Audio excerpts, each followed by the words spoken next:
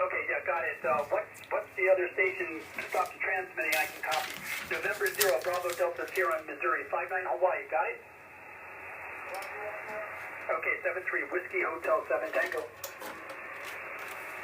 Alpha Alpha 1, 59 Hawaii. Alpha Alpha 1.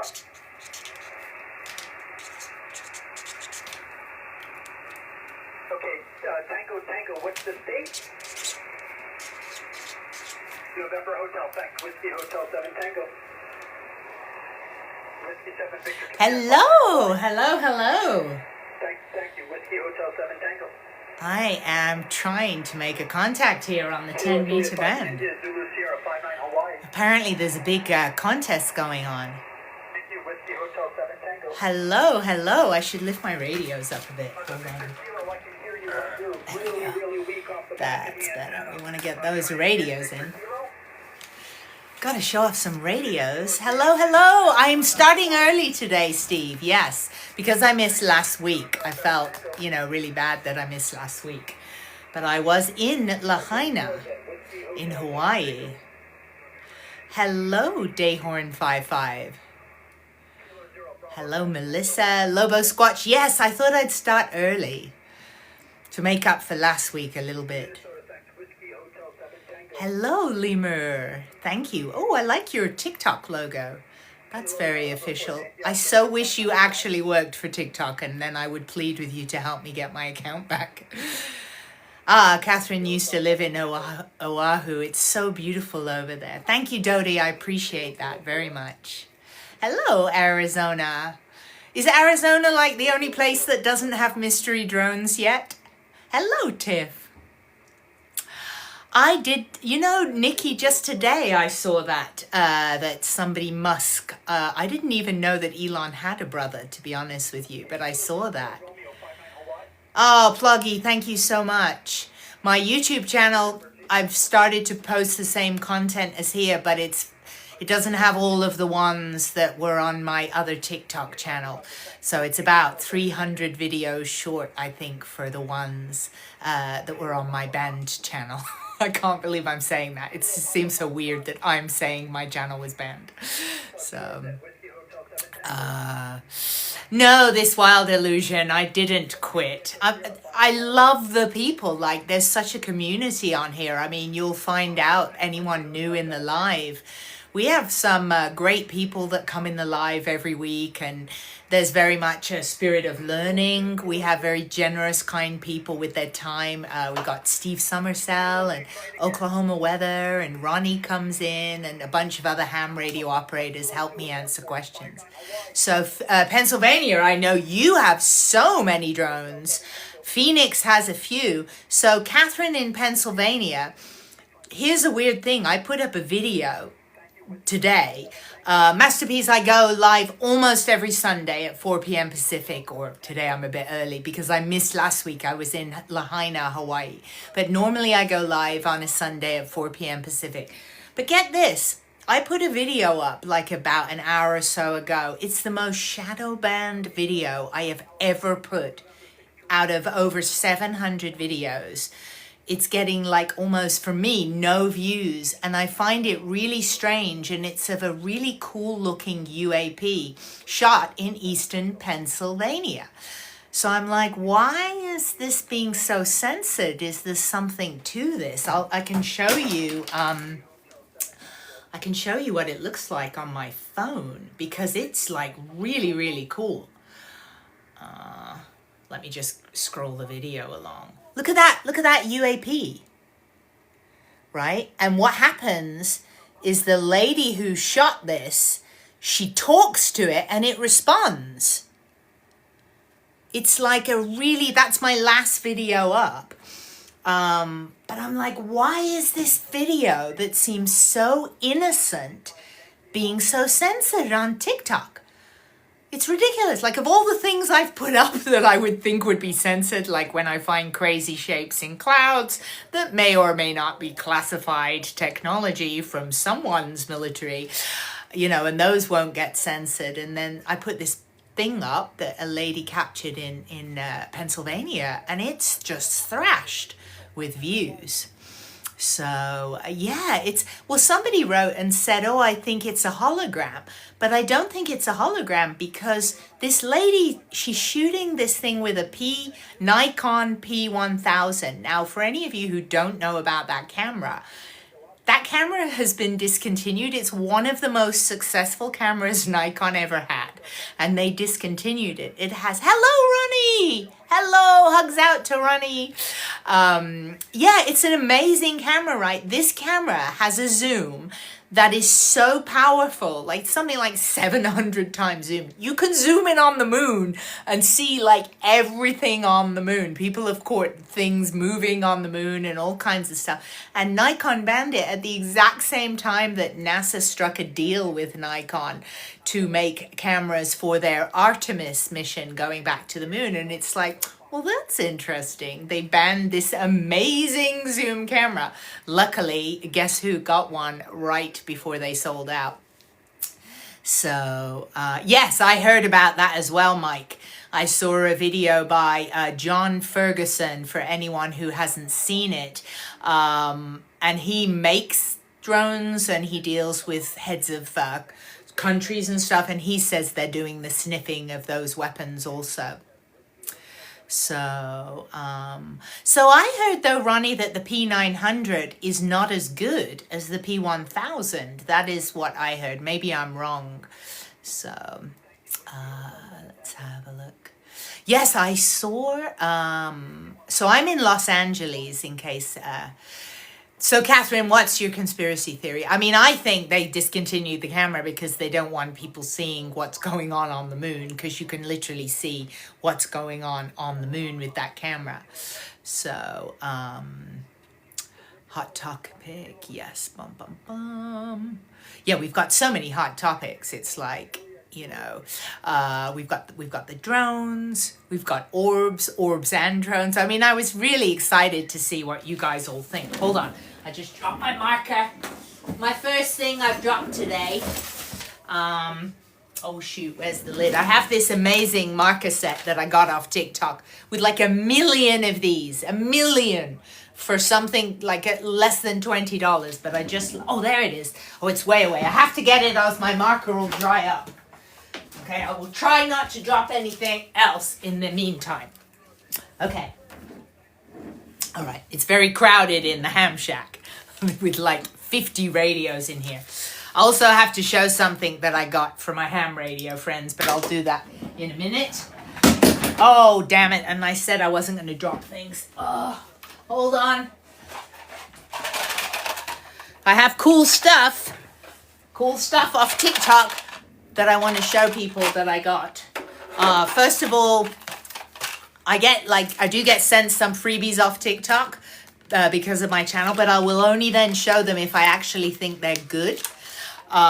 So these things, if you've ever heard of, let me see what's in here. I want to make sure I get it right. I almost need to see this blown up. Oh, is this mirrored? Yes, I'm mirrored. Let me switch that off. Hold on. I don't want it mirrored. Hold on. There we go. That's better. Now you can see everything. These little mints have got some herbs and a little bit of caffeine, and they help you focus. And someone who may be a little bit on the ADHD side as me, I actually like these. So I've been trying them all week. And you get a whole bunch of them, like tons of little cans in there. They can come as a gum or a mint, and I'm not a fan of gum. I'm British and I cannot afford any more damage to my dental work. But really nice little cans, and this is what they look like. And I have to say, they're like it's natural stuff in there. There's no like druggy things. It's L-theanine and B vitamins, and they're just very, oh yeah, Buffrin started them too. But I will say that I do like them, and I think that they do help with a bit of concentration. And the mint is so delicious. It's like a pow. It's like that Altoid level mint, but not so horrific. So I got the set that has loads of them. They're these energy and focus neuro mints. But when I looked at the ingredients, I didn't see any nasty stuff, just nice like B vitamins, L-theanine, I believe it's called, yeah, L-theanine, and some natural caffeine. So you may want to check those out. And I like this box because it came with like a whole ton of them. Like 1, 2, 3, 5, I thought it was about 6 cans. Yeah, six little tins of these in here. So a very good deal as well. And I definitely recommend those for those who may need assistance concentrating. Ah, Maison, thank you so much. That's very good of you to say. So Mark 2024 has tried them. Very cool. Mark is trying the gum. Buffrun is also doing the gum. That's awesome. Makes you feel more chill. Oh, it was on Shark Tank. I didn't know that. Yeah, so they're in my little TikTok shop right now. I have my TikTok shop enabled again, and they are in there. So those are the Neuro mints in my little TikTok shop. I hope the TikTok shop is nice and accessible in the live. So I did not try the gums, I tried the mints.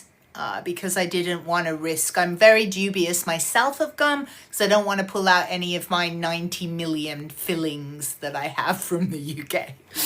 But very, very good. And then on the radio front, finally from one of my favorite radio brands, walkie-talkies. Finally, walkie-talkies, no license. Do I do Harry Potter gaming stream? Vibrating brain. Did you know some inside information by that question? Or is that just a random question where you may have struck some intel there?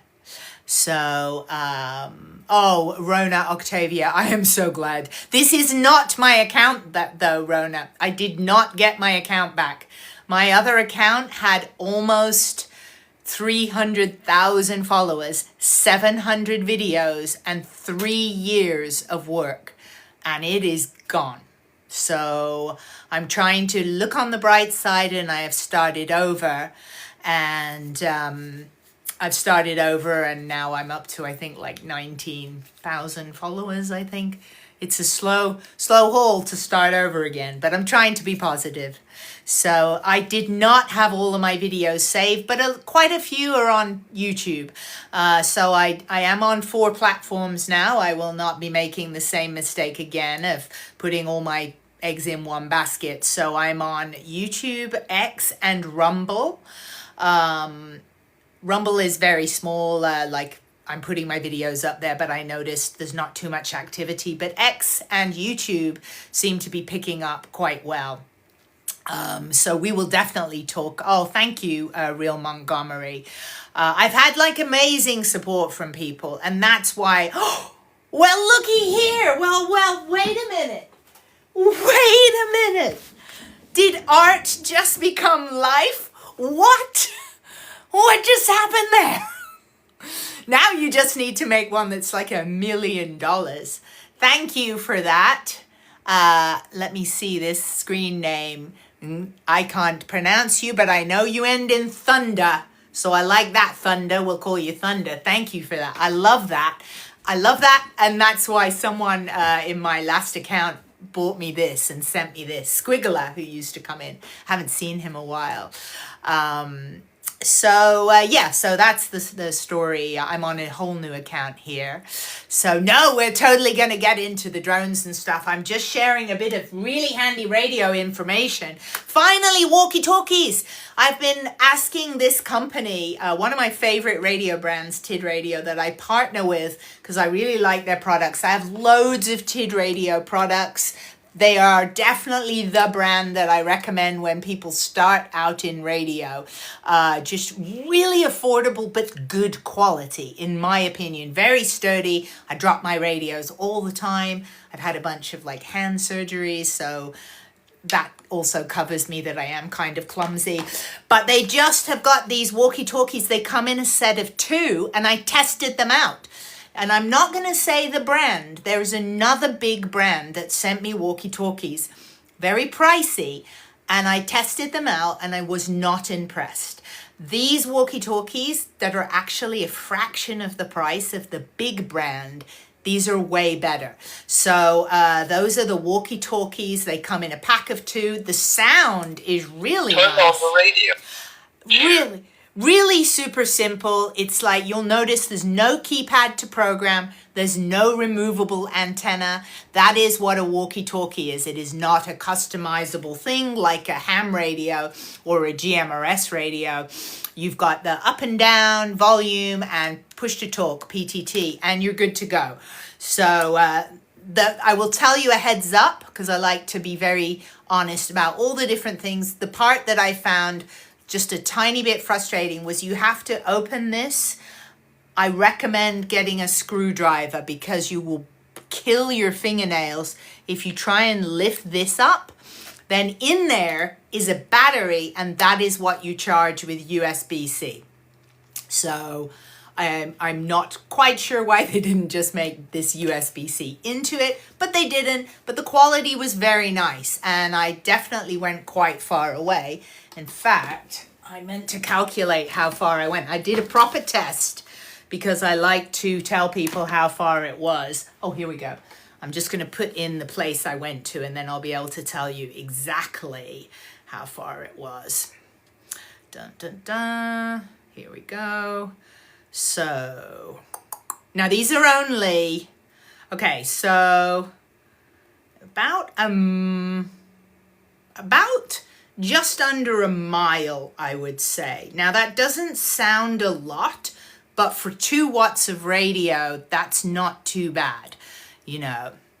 So if you don't want to be bothered with any licenses, if you want to get a GMRS license, then I definitely recommend these guys, the H3 or the H8. They're more money, but they're way more powerful. Hello, Power Ranger. Hello, hello, hello. So, yes, I'm just going to pull up again because I literally walked somewhere so that I could see, okay, how far is this range? And I was talking all the way up. Dun, dun, dun. I'm still trying to just calculate it. Hold on. Okay. I would say just under a mile. And you're going to get further than that with those other radios. Oh, thank you, River. I appreciate that. So, right, let's have a look. So, the drones. Everybody's wanting to know about the drones. I just want to say, and I would love for you all to put your comments of what you think these drones are, because I think what a ridiculous that we're not being told more stuff. We've got, do you know there's about 240 mayors on the east coast of the United States that are up in arms? They're having secret meetings. The mayors are having secret meetings because the government's not telling them anything. And these are the mayors of the communities out there.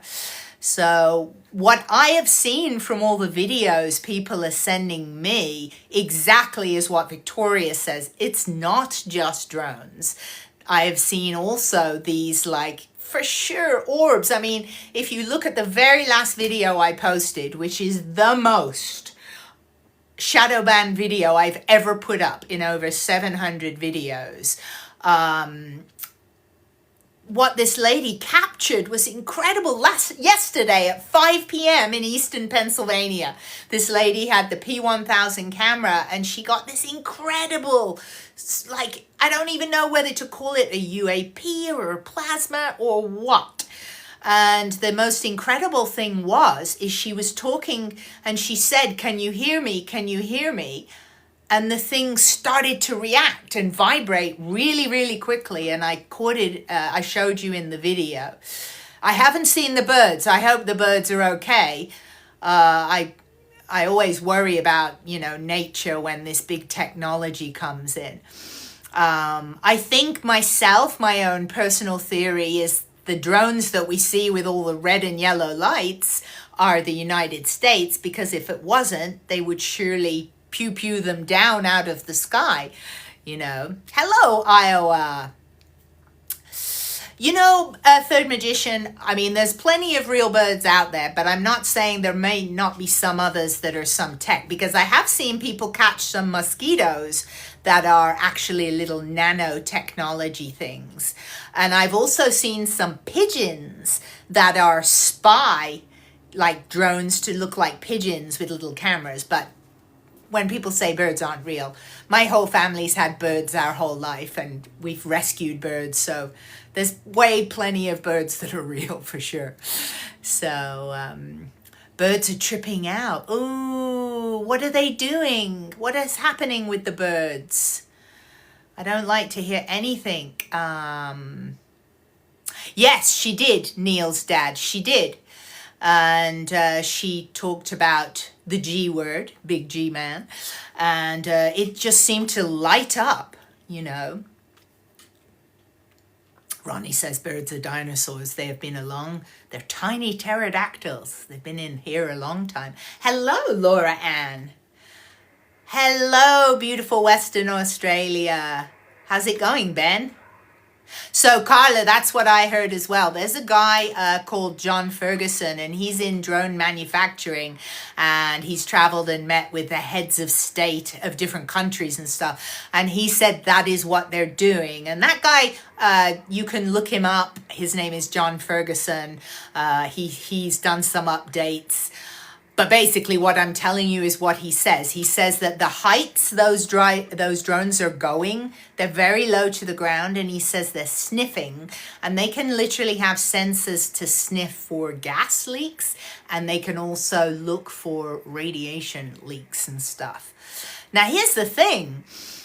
He says that somebody put their hand on a weapon coming from Ukraine, and I'm trying to disguise because I don't want my live to get, you know, pulled, which has happened before.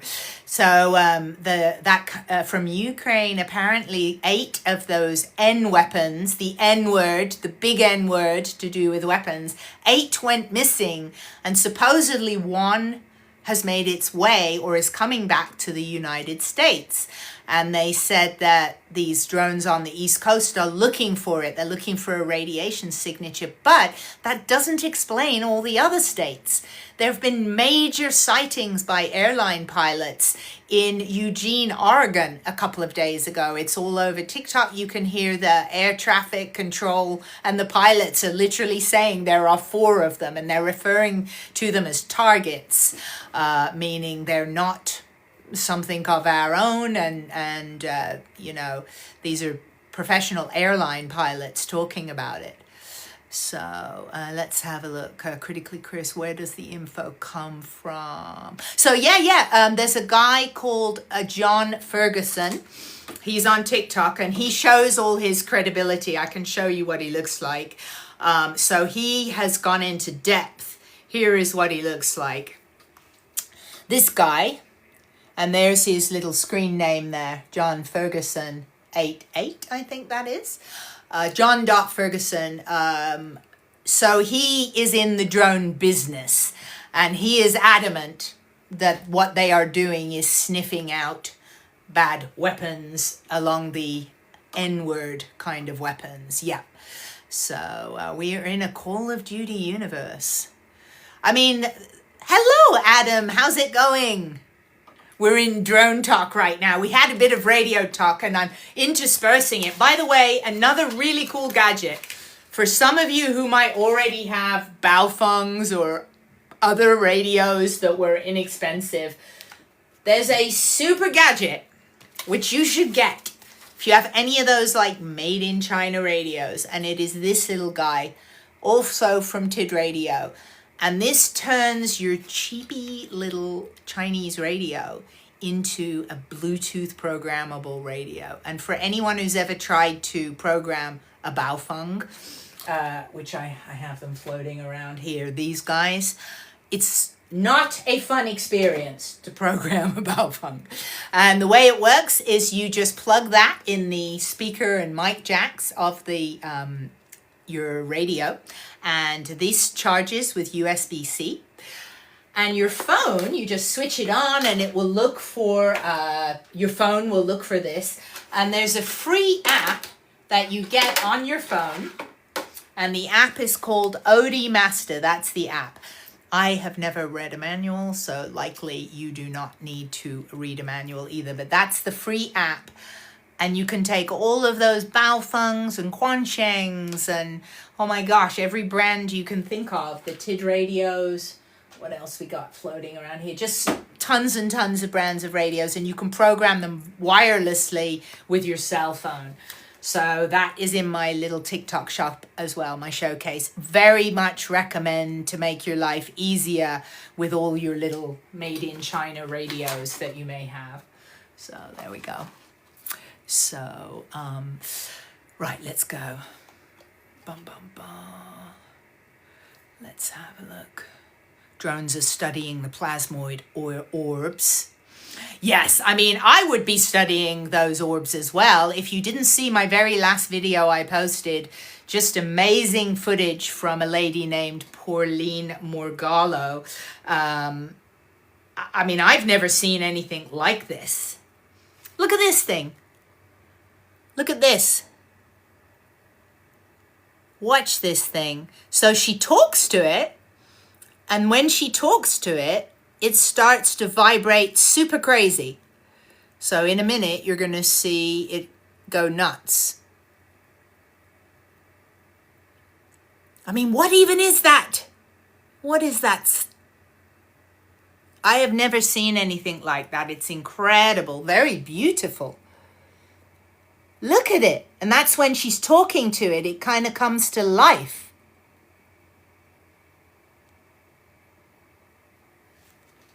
Freaky, freaky. Absolutely incredible. You know, really, really incredible. So Croker 8 says his brother filled one over Asheville. Well, that's interesting that it's Asheville, given all the things that have happened in Asheville. Hello, Bear. So let's have a look. Interdimensional beings very well could be. I mean, look what we had with the Congress hearings recently. We had the Congress, all those, you know, you got people from the Air Force, real top level military people and government people going, hey, guess what? We've been hiding biologics. We've got crash vehicles. Renee says it's called a Merkaba light vehicle. And they were saying there's interdimensional things. So it was one like that Monday night in San Diego. I'm not far from San Diego. Have I heard of Apophis? Yes, I have heard about. I have someone who writes to me quite a bit about Apophis. They're very concerned. Hello, Kristen. Years ago, Croquet, not recently. Heretic also confirming many sightings years ago in Asheville. Wow, look at all the great comments. Let's have a look. Do I remember how... Oh, Lauren's asking the Bible flipped to Revelations in Asheville. No, I didn't see that. So exactly, Lobo Squatch. It's suddenly like, remember a year ago when it was spy balloons? Remember, it was like China spy balloons. It's like, that's so nothing now. That's so nothing. We've got orbs, we've got mystery drones, we've got things disappearing and reappearing. I know some of the footage is adjusted. For example, there is a video circulating, and it went very viral, of somebody pew-pewing down a drone. It's the video where you see the power lines and the drone's going along the power lines and somebody's going like bang, bang and shooting it down. That's an adjusted video because someone else posted the original and it doesn't have those in it. So some of this, it's very hard to weed out what's true and what's not. Well, they've said, so Ivory says, why isn't someone getting out the fireworks to see? The law enforcement and the government are continually telling people, make sure you don't take the matter into your own hands with the old pew-pews. Truthfully, I'm surprised people haven't on the East Coast. I mean, do you know in the last week, the FBI got 3,000 calls in the last week about these drones and UAPs over the eastern side of the United States. So Lovey says they're now in Oklahoma. Carla says Seraphim. So, oh, thanks, Jimmy. I appreciate that. I mean, if I trust my gut, I don't know about you, but the last thing I feel is fear.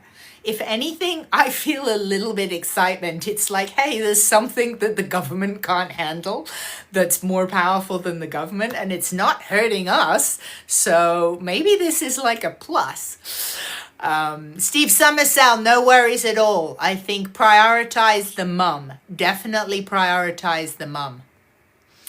So, yes, I am Audrey. I saw that as well. So I watched the videos by John Ferguson.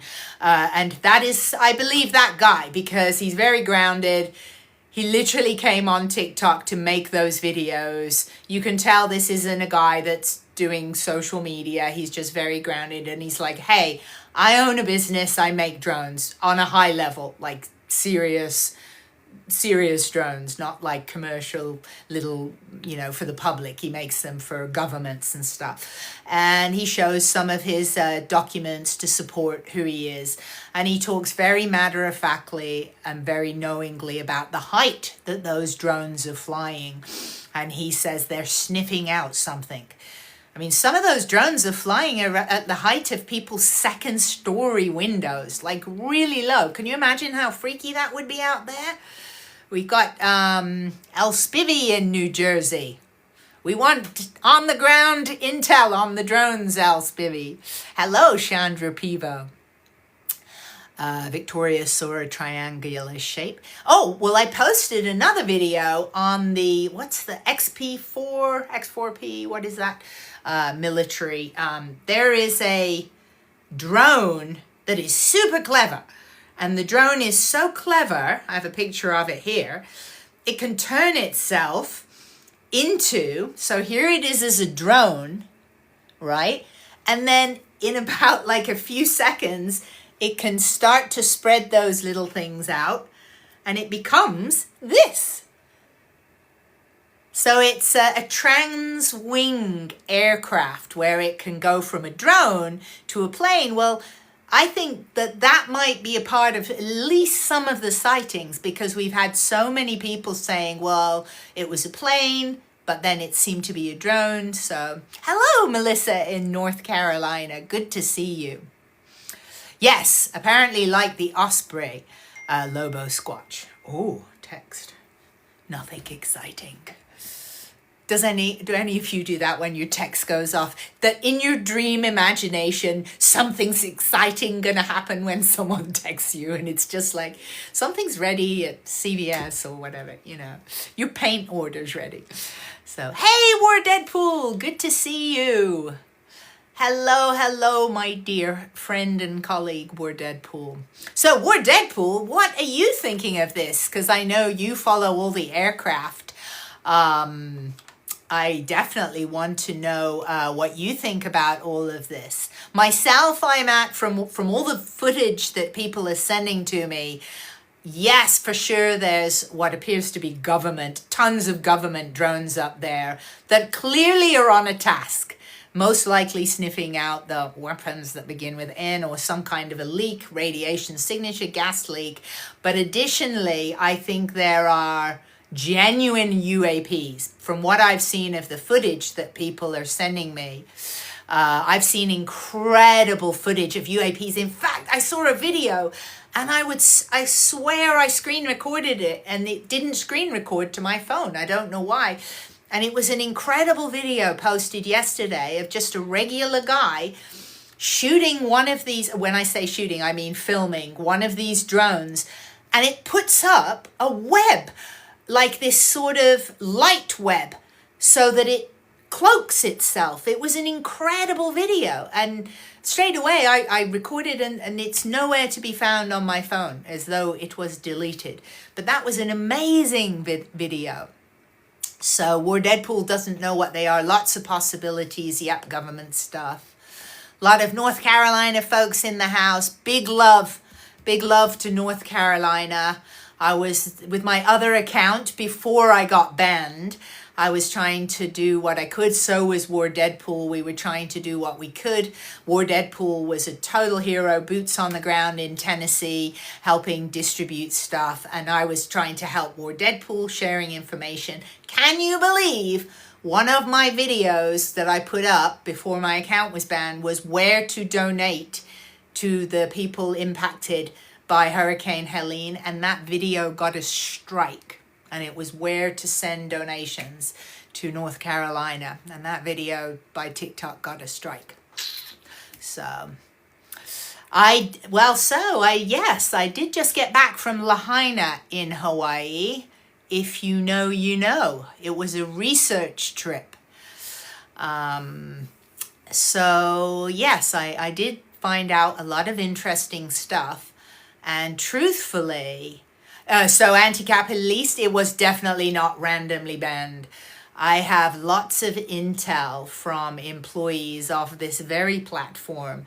And I've been passed along some information. It was definitely not random.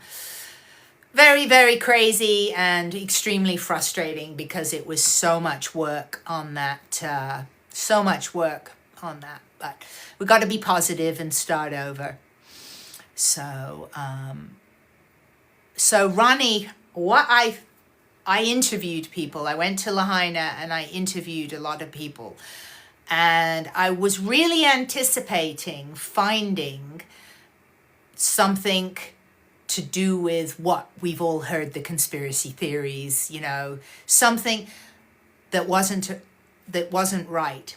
Now, I can tell you that the people of Maui, the people that I interviewed, only one felt that it was a little bit suspicious. The other people were very accepting because, and here's why, they said, fires are quite common over there. Lahaina does not get a lot of rain, unlike the other side of the island of Maui. Lahaina is more drought and the other side gets the rains. The fires normally go up the mountains. This time they came down. There was a lot of stuff in the news about why were the alarms not put on. Well, it was explained to me by locals that the alarm signifies tsunami. So when they put the alarm on, people go up in the mountains. Well, this time they didn't want people to go up in the mountains because that is where the fire was coming down. The winds were bursting in 80-mile-an-hour bursts down the mountain. Very unusual for the wind to be coming down the mountain. Well, why was that? The local people believe that it was Hurricane Dora. Now, I looked at the satellite imagery of this. I researched it pretty deeply. Hurricane Dora passed around 600 miles away from Lahaina. But apparently that is enough for the circulation of the hurricane to be drawing wind down the mountain. It's a tiny bit of a stretch that it was going 80 miles an hour down the mountain. But people on the island seem to accept what happened. Now, there are some things that were suspicious and that are very disturbing. For example, where those fires came down, I guess there was some stuff burning that would not normally burn and melt. There were rumors of tires, car parts, metals that were melted. And the very tragic thing is apparently no human remains. And what is happening now is, Lorensky. So yes, Lorensky, you can, and I think we connected, Lorensky. And if not, please, definitely, I think we did, but let's make sure we connect again. So I was very disturbed to hear that the human remains predominantly is children, because they closed the schools. I believe 2 schools were closed, but it was during the daytime. So the parents were still working.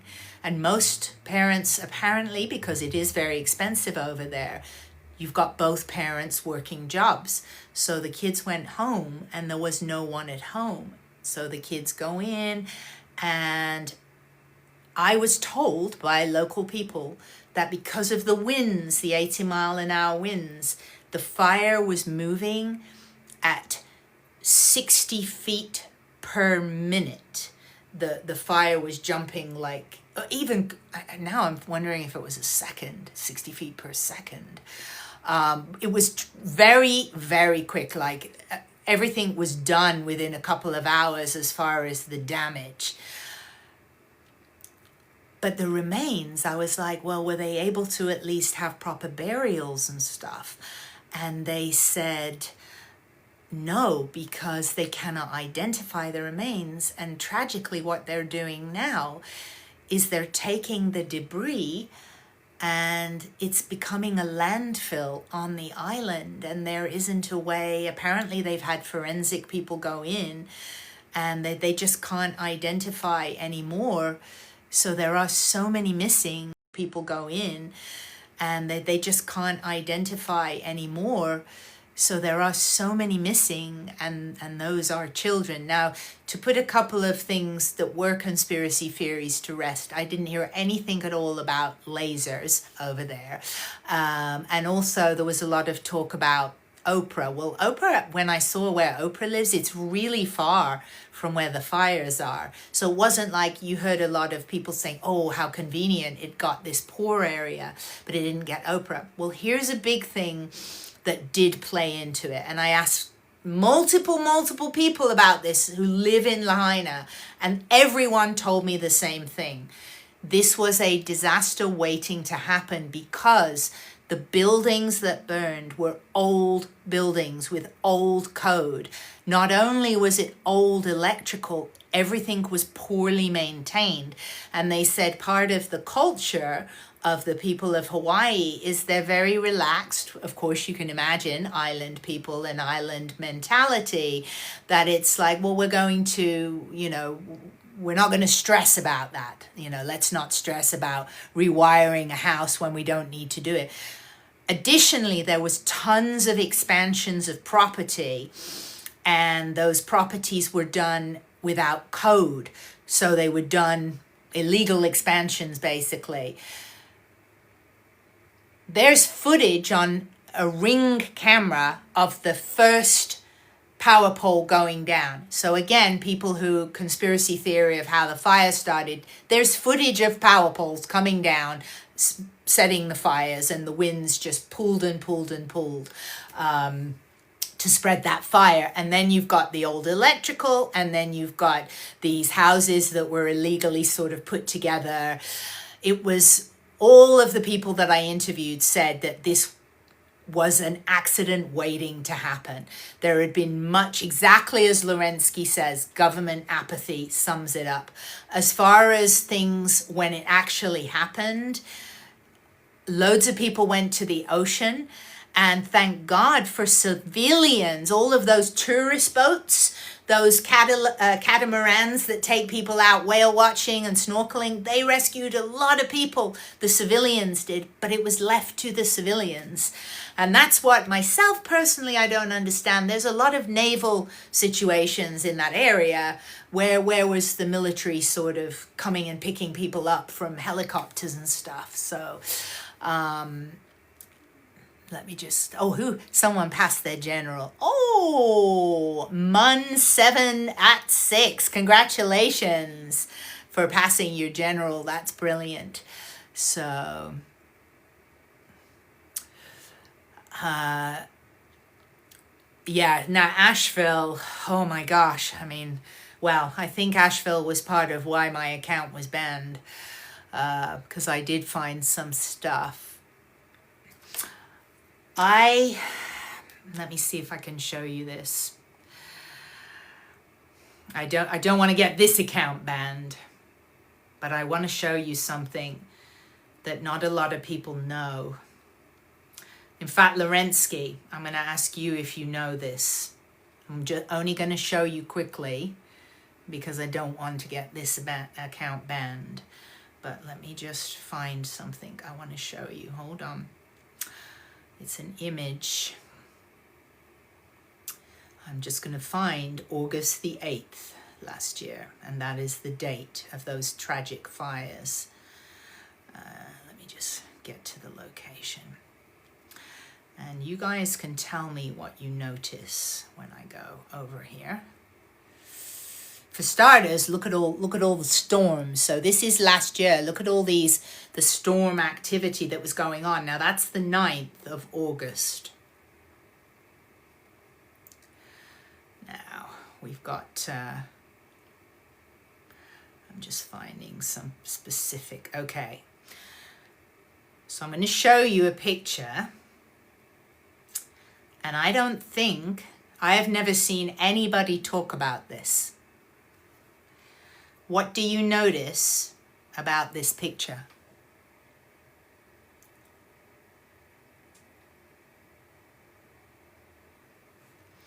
Did anybody notice something that did not make mainstream news about that? That was fire. All of the islands all have fire. That is not wind, that is smoke. So we didn't know about that. And I was told by locals there were other fires where there was fatalities. That is smoke.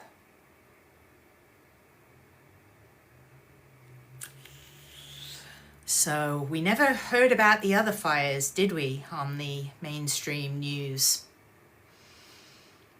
I'm just going to see. There's another photo I could show you, but I know for sure my account will be banned if I show it to you. So that's enough that I showed you that. The timing is pretty uncanny that every single island had got a fire going at the same time. No, I'm not going to do it. So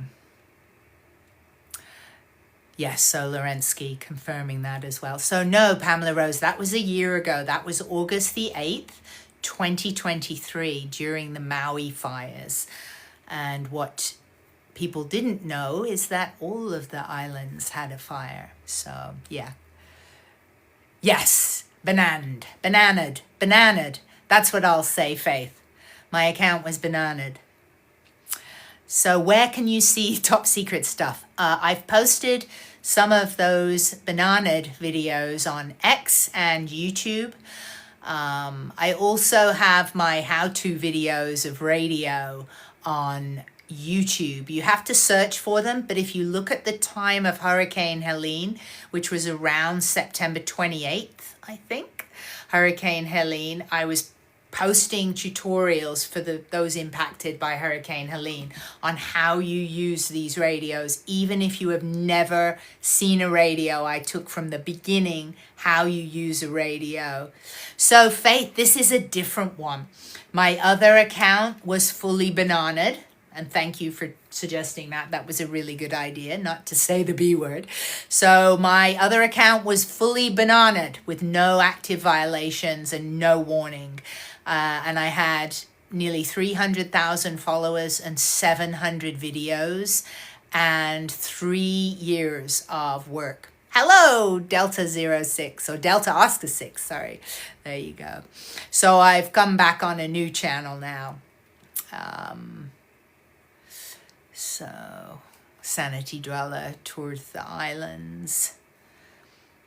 TikTok off. Oh my gosh! See what I mean? TikTok has asked if the live is suitable for TikTok. Yes, I would say I'm probably being monitored quite a bit. But I said the dreaded F word, and it's not the F word you think. It's the word that rhymes with liar, but begins with an F. And there are some sensitivities about certain topics, and that is definitely one of them. So does anybody have any radio questions? Because I've had a lot of people writing about, because all of my videos were lost, about, my tutorials on, my tutorials on radios. Let's just put this one flat. As I say, I have walkie-talkies now in the showcase, and the walkie-talkies require no license. You can just get the walkie-talkies and bam, you're good to go. And they come in a set of 2, which is excellent. Whoops, thank you, Antonio. Here we go. Let's put these up here. These are my recommended picks. They're in my showcase.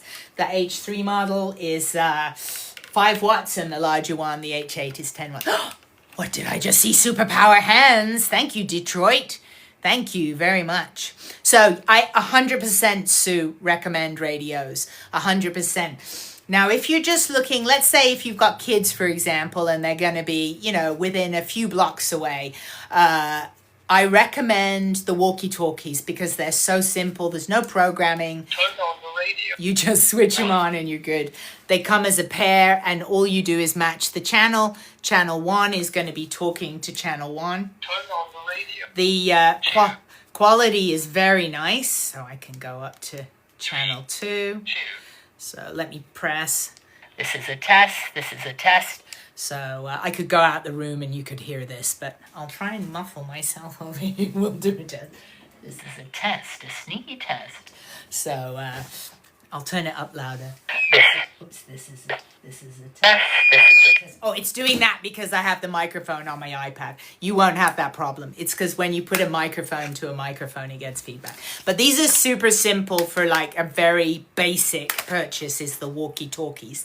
I did say earlier you're going to want to get a little screwdriver to pry off this, else you'll kill your nail. In here is a lithium battery that is USB-C chargeable. If you're willing to take it a step further, which means a little bit more money and a little bit more learning curve, I recommend adults get a GMRS license. It is $35. This is for the United States. And you get, the FCC will issue you a call sign. Here is mine. And it'll be some long call sign, different than ham radio. My call sign is Whiskey Sierra Delta Papa 825, very long. But here's the great thing. Thank you for the corn. Here is the great thing, is that your family can share a GMRS call sign. And the $35 is good for 10 years and your family. It's the bargain of the century, if you ask me. That will legally allow you to transmit using GMRS radios, of which both of these are GMRS. Oh, that was so clever. How much of a child am I that was so entertaining? Thank you, Kaz. Amazing. That was really brilliant. I've never had the bubble gum before. I was like, what? That was so realistic too. Thank you for that. So GMRS, any adult who is willing to just, the hardest part, there's no test. Aw, thank you. Look at this. Look at this. Thank you so much, OG Jessica. I really appreciate that. So the hardest part of getting a GMRS license, and you will have your very own call sign from the FCC. How official are you? Is there's no test. There's no test. The hardest part is that you need to use the FCC's website, which is not the greatest website in the world. It takes a bit of navigating. Here's my hot tip that you must remember. For any radio license, whether you apply for a ham radio license, which is called an amateur radio license, or you apply for GMRS license, which is General Mobile Radio Service, do not use your home address, because any radio license, the address becomes publicly searchable by your call sign. So do not use your home address. That's really important, especially for the ladies. You want to use either a P.O. box. Put it this way, the FCC is not going to send you anything. They care about you having a valid email address. Now, if you ever want to exchange QSL cards, which are postcards, where people have this etiquette of ham radio, people don't do that with GMRS. Maybe you want it to be a address that you actually get mail, like a P.O. box, but a work address, I'm not saying you could use. an old address. I'm just saying don't use your home address because it's publicly available, and that is really, really, really important. So a lot of people don't realize that, and they fill out just as they would for some Amazon order, and they put their home address, and then it's like on the internet when they search the call sign. So remember, GMRS license, no test. You could go right now, just go on the internet and search GMRS license application, and it will ask you to sign up. So I don't have a QSL card. I don't have a QSL card. I don't actually do the sending of QSL cards yet. I may get some QSL cards, but I don't have them right now. So, but thank you for asking.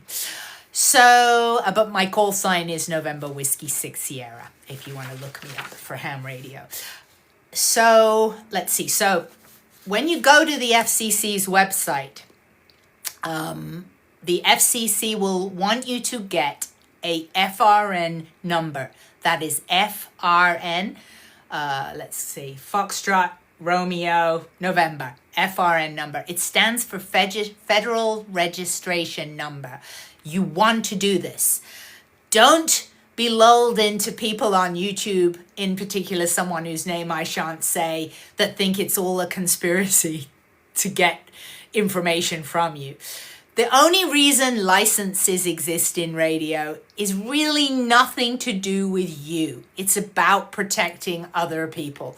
If you think about why you get a driver's license, you get a driver's license so you don't get in a car and run people over.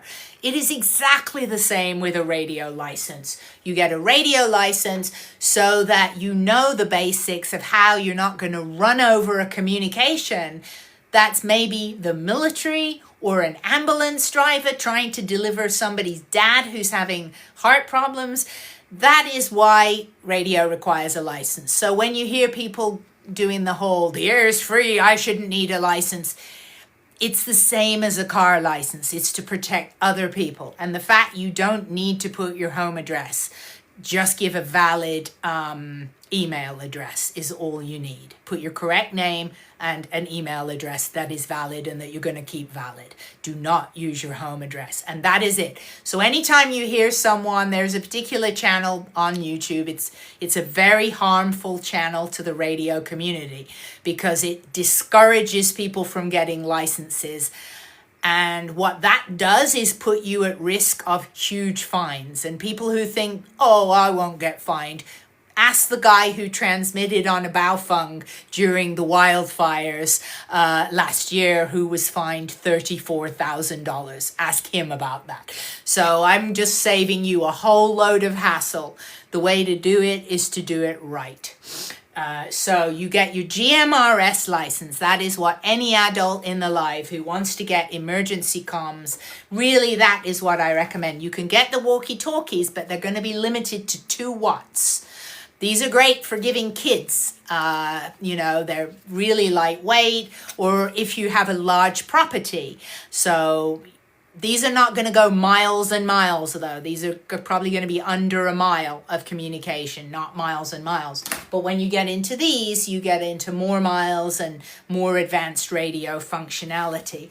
So you search online, GMRS application, FCC, for residents of the United States. It's going to ask for the FRN number sign up. You do that.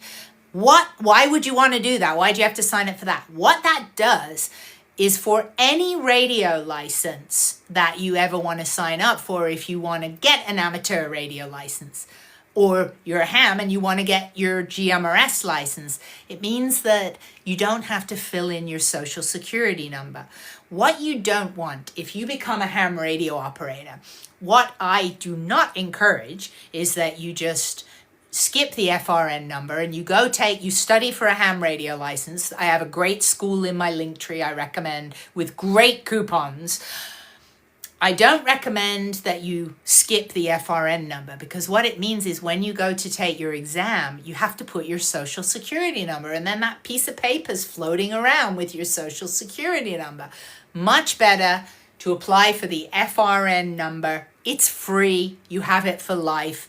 Any application then when you go to take a ham radio test, you just give your FRN number, and there's protection of your privacy. So it is for your advantage to get an FRN number. Just don't use the home address.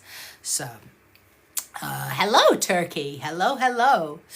So, and what are the differences? Let's just cover what are the differences between walkie-talkie and GMRS and ham. It's all to do with power levels and frequencies.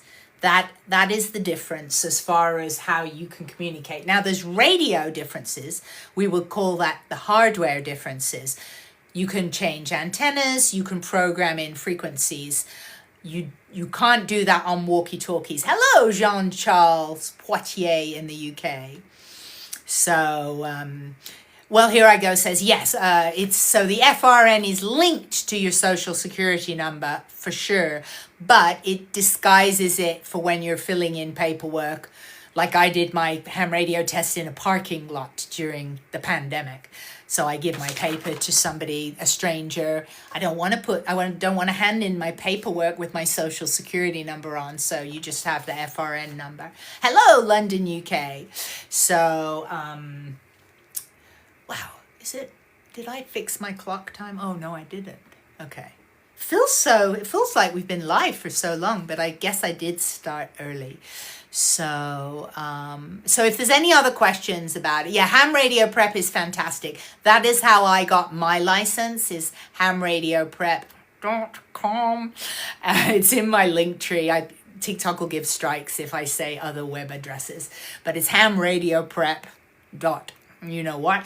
And you can get 20% off with the code GLAM, which is a huge coupon because they're reasonable anyway.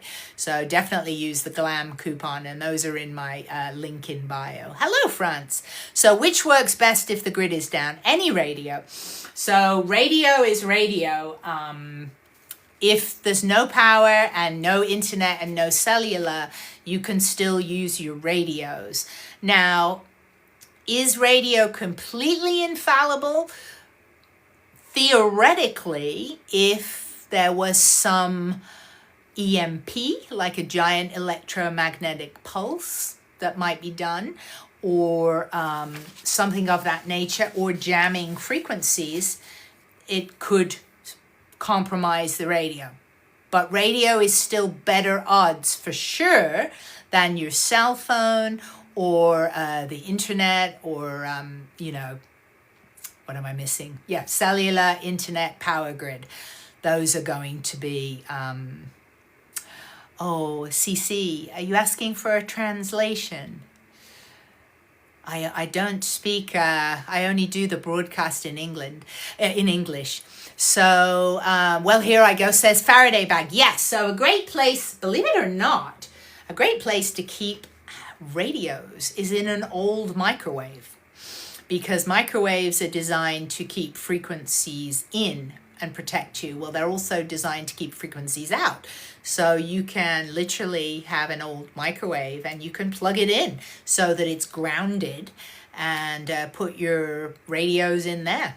And a good idea to plug the old microwave in, even if it doesn't work, because then you've got the grounding benefit. So, parlez français. Je parle français un petit peu si vous parlez lentement. But I don't translate in French. Yes, ammo can, I've heard as well. Somebody gave me a really good trick recently, though, with the ammo cans. They said just stick a bit of like copper wire and ground it so that it is grounded. And I thought that was really a good idea, to ground where you're storing things as well. I think it can be a really old, like any microwave. When I say old microwave, I just mean one that you're not using, like, or a broken microwave. That's all I mean. It's not a certain age of microwave. Like, I have a spare microwave and I don't use it, and I was going to give it away. And then I thought, well, actually, that's a really good Faraday cage. And, I do have a Radtel radio. I have one. I have something of every brand. Literally, I have something from every brand. And if you have a Radtel, I definitely encourage getting this fella, which is in my showcase. It's a wireless Bluetooth programmer, and this will save you so much hassle. And you get on your phone a free app called OD Master, and that lets you use your phone to wirelessly through Bluetooth program the radio, and it is so much simpler. So I definitely recommend getting that little gadget for any of those, you know, if you've got the Quansheng, the Radtel, the Baofungs. So I don't do antenna design, but I will say that it interests me. So, oh, I have a, so Fire Surfer says they were making wallets that can't get RF'd. So, yes, I bought one of those. I bought one of those. Marty has a Uniden. Oh, is that the Bearcat 15? Is that a CB radio, the Bearcat? Is that what BCT is, the Bearcat? I think it's CB. That's one of the things I still have to get maybe for Christmas, is the CB. So let's see, what else can we cover? We've got, of course, HF. We haven't talked about HF. Now, any of you who saw the, an analog scanner, very, very cool. Anyone who have seen the movie Leave the World Behind with Julia Roberts and Mahershala Ali, if you have not seen that film, definitely watch that film. Definitely watch that film, because it highlights, in my opinion, what is an incredibly plausible way in which the United States or any major any country in the world could lose communications. I found it so plausible what happened in that film, Leave the World Behind. Spoiler alert, I'm not giving away any plot, but you may get a glimpse of ham radio, and they have everything, including this, which is HF radio. And what this is, the HF radio, is where you can transmit really far away. So when you see these handhelds, they are going to do your more local and citywides.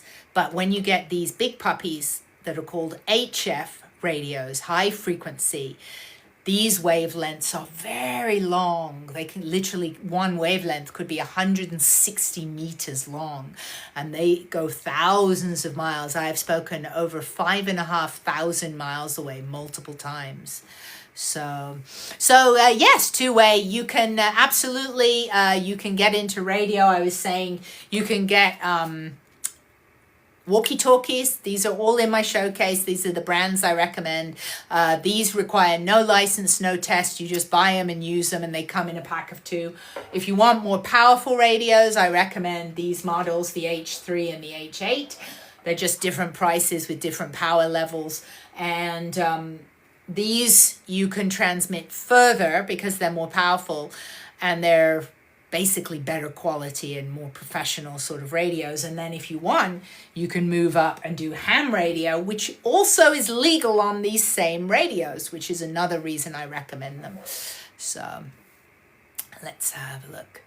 So yes, satellite radios used by the military, as well as actual radios used by the military.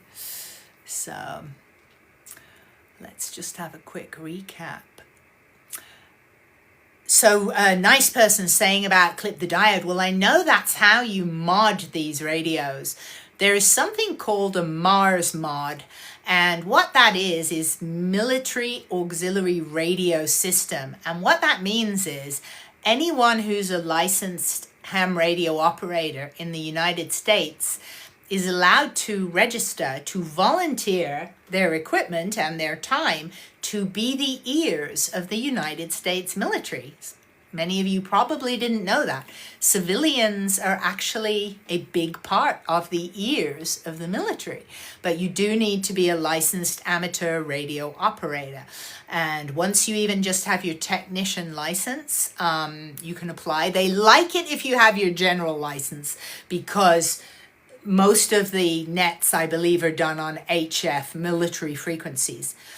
Once you are involved with that, you can do what's called MARS modding your radio. Some people do it without, but the purpose is you can't transmit, so the purpose is to be able to transmit on them. And you definitely don't want to do that unless you're authorized, because you are literally transmitting on military frequencies. So that is a very fast way to get fined. So you don't want to do that. But if you do, you know, properly, and you volunteer with MARS, Military Auxiliary Radio System, it's easy to find online. They'll take your call sign, they'll take a list of your gear, and they'll ask you, do you want to volunteer for the Navy, the Air Force, the Army? And you can choose if you have a particular passion of which department, which leg of the military you want to support. And you can be the ears of the military. Much in the way that we have, for example, Oklahoma Weather, that's Oklahoma WX. He is the ears for Skywarn, which is another one of the many ways that ham radio operators can support life-saving organizations. So Skywarn, when there's hurricanes, floods, natural disaster type things to do with the weather, Skywarn helps spread the news and the warnings. And again, if you have an amateur radio license, you can take a course and you can be the ears for that. And they may phone you and say, hey, we need a report from Denver, Colorado. What is it? And you'll say, hey, there's 3 feet of snow in the last 16 hours, you know, blah, blah, blah. So, who are we giving a follow to, Oklahoma? Bum, bum, bum. Just catching up. Hello, me, myself. I'm good. I hope you're doing well. Yes, as Lobo Squelch says, it does give you access to 11 meters, which is CB. Now, technically, even though I know what some people do, I do want to try and always make sure I spread the legal information, because people can get in trouble. Technically, these radios, they're ham radios, these big ones. Can you transmit on frequencies that are CB if you have a MARS mod? Well, you can, but you wouldn't want to let people know that you're on a ham radio, because that's not allowed. So should anybody be inclined to do that, for example, CB radio in the US is 4 watts maximum. Yes, CB operators use amplifiers and they power themselves much more. But it's one of those things, if you were going to do that, you definitely don't want to broadcast that. Hello, Daniel in New Brunswick. Good to see you.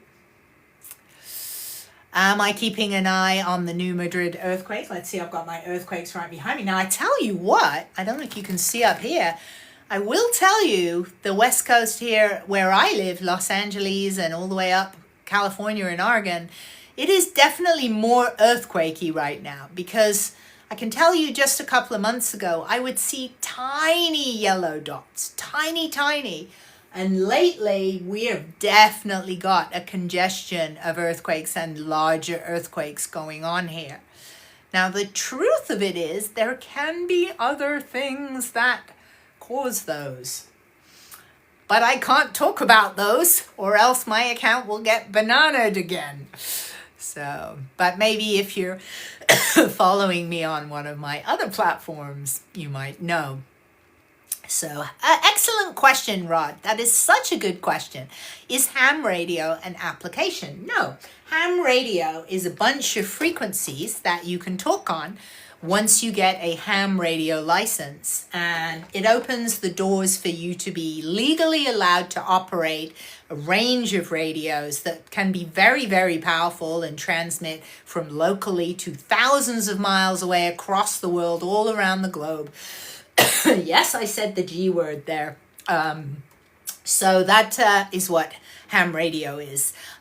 It's sort of at its most primitive form, emergency communications, but the hobby is vast and great. It's a lifetime of hobbying that you can learn. If you're interested in planets and space, you can bounce your radio signal off the moon. You can bounce it off the aurora borealis, off meteor trails. You can do super cool stuff. You can volunteer with emergency organizations. So Kevin says, how high of a tower do I need? To South Georgia to West California. Well, here's something. I don't have a tower. You can stick an antenna on a chimney if you don't have a tower. The higher, the better, of course. But I actually make contacts on a tower that I have out here. It's on my roof and it's only single story, so it's not super high up. It's probably about 15 feet off the ground, and then it's just a vertical antenna, and I have a dipole antenna. They're nothing big, and then I have a little discrete antenna that attaches to my drain pipe called the HOA buster. By the way, all of them are linked in my bio with coupons, so definitely check the link in my bio because there's some really tasty coupons there. So that is what ham radio is. It's basically the chain of command in radio is getting walkie-talkies, which you can just buy, and they have no license and no test.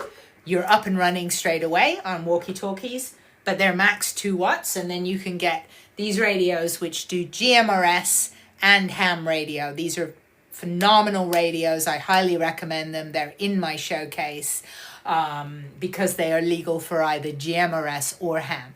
GMRS, you do need to pay for a license. It's a bargain. It's $35 for 10 years. Your family gets to share the call sign. Ham radio is $35 for 10 years, but you only yourself can use it. And ham radio gets you way more frequency. So there's the chain of command, really, in what I recommend people do. So, yes, so Rod Weaver again with the great question. Can you have a license anywhere in the world? So every country has an organization that will have jurisdiction over their airwaves and frequencies. In the United States, it's the FCC, the Federal Communication Commission. So anything to do with radio and television broadcast, anything to do with frequencies, even your microwave is going to be the FCC. That is why every single thing you buy, even a plug, will have a sticker on it that says FCC, and what it will say is, this has been approved to not give off interference, but it must accept interference. Does that happen? Frankly, no, because I get loads of interference on my radios, and it's probably from cheap wall wart plugs that are, made in other countries and stuff. But every country's different. Most countries will allow amateur radio, but for example, North Korea does not. I'm not sure if Israel does either, but I know that North Korea doesn't. So ham radio prep, I got my license, 2 licenses there on the same day. I studied and I got my technician and general. General is what you need for these big radios. So I encourage everybody who's doing this. The best tip anyone gave me, there were 2 big tips. One is don't use your home address when you fill in anything on the FCC website, because it becomes public. So don't put your home address. Put P.O. Box or a work address or something else, but don't use your home address. And the second tip was when you're studying for a ham radio license. Oh, thank you for that, me, myself. That's very useful to know. Great. So Israel does have ham radio. That's great to know.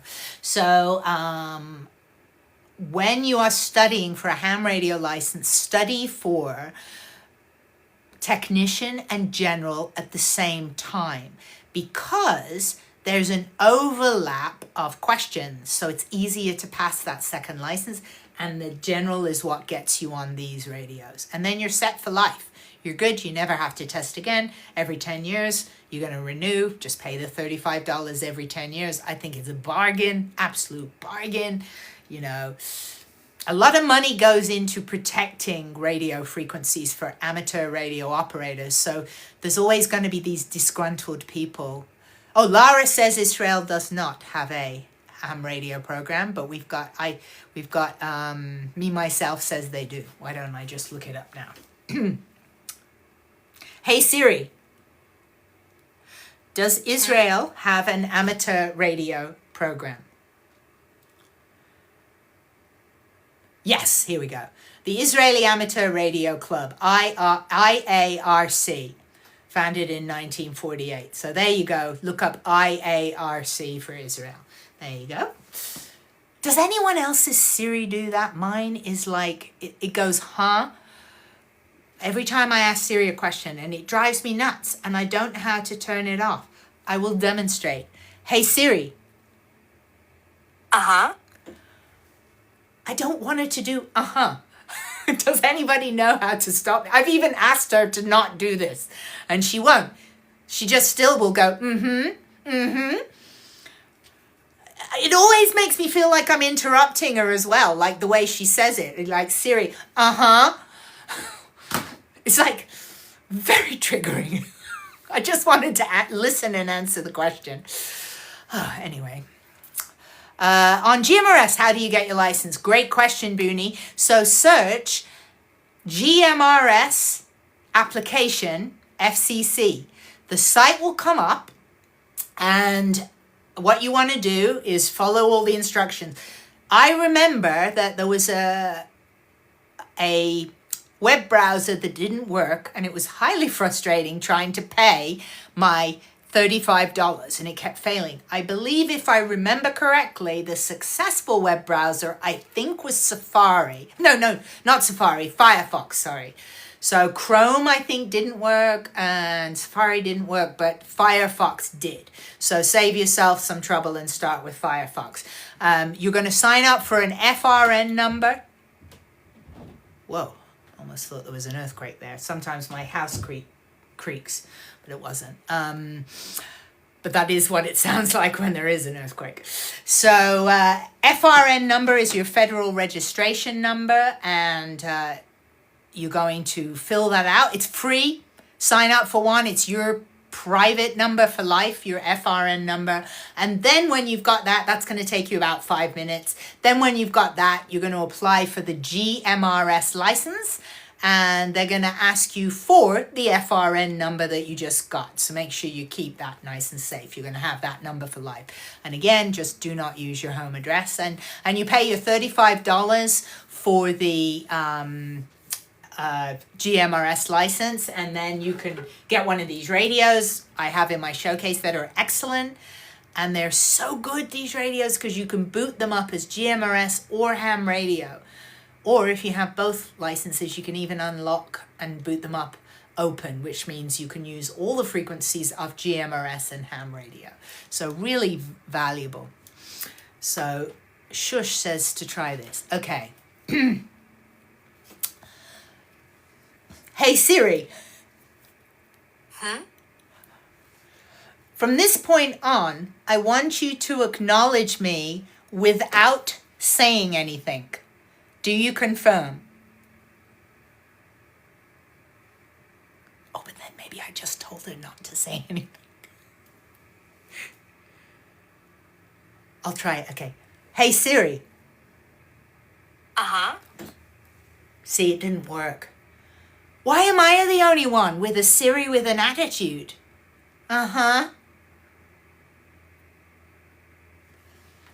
Okay, enough of Siri. It didn't work. We tried. Hello, John Bailey in Birmingham. That is where I'm from. Golf 6, Kilo Alpha Echo. I am from Sutton Coldfield, Birmingham, way back in the day. So Ellie, what am I preparing for? ELE. I'm actually, believe it or not preparing for anything. I just love radios. I love anything to do with frequencies. From my crazy near-death experience I had in 2012 that got me into anything to do with frequencies. I studied, literally, I was doing sound healing of singing bowls in Glastonbury. I did color frequencies at Cambridge, tuning forks. I was doing everything to do with frequency studying that I could. So what we're doing is we're talking about radio, ham radio, why you would want to get into radio, especially with what's going on right now and what we have seen with the hurricanes. Truly everyone should have radios, and make sure that the people that you want to talk to have radios. So if you have kids and they're going to be out playing with people, get them little walkie-talkie radios, you know. And if you have people that are the other side of the city or a few miles away, then get yourself a GMRS license. So speeding the... Oh, yes. So Heine's Hobbies. Yes, thank you so much for that. I saw, and I found this fascinating. Did anybody see the videos? Other people posted it and I posted about the radios in New Jersey that was slowing down. It was broadcast FM radio slowing down, that you couldn't hear human voices. It was very creepy growling. I probably have one right here. And then a few people commented and said, speed them up, and you will find that they're saying words. I can play you one right now. Let's find it. Here we go. Let's have a look. Is this going to play? Why is it not playing? And we've been through a lot. The last couple of years. Oh, that's the sped up. Constant support. And we've been through. So that's the sped up one. And then the unsped up.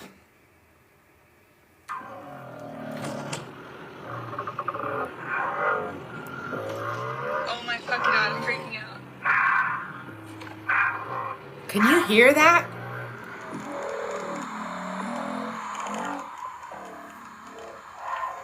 Freaky, right? Well, I looked into this. Yes, I think it is the drones. It's either the drones causing interference, or it's the ground, like military, trying to do something with the drones, like some sort of jamming.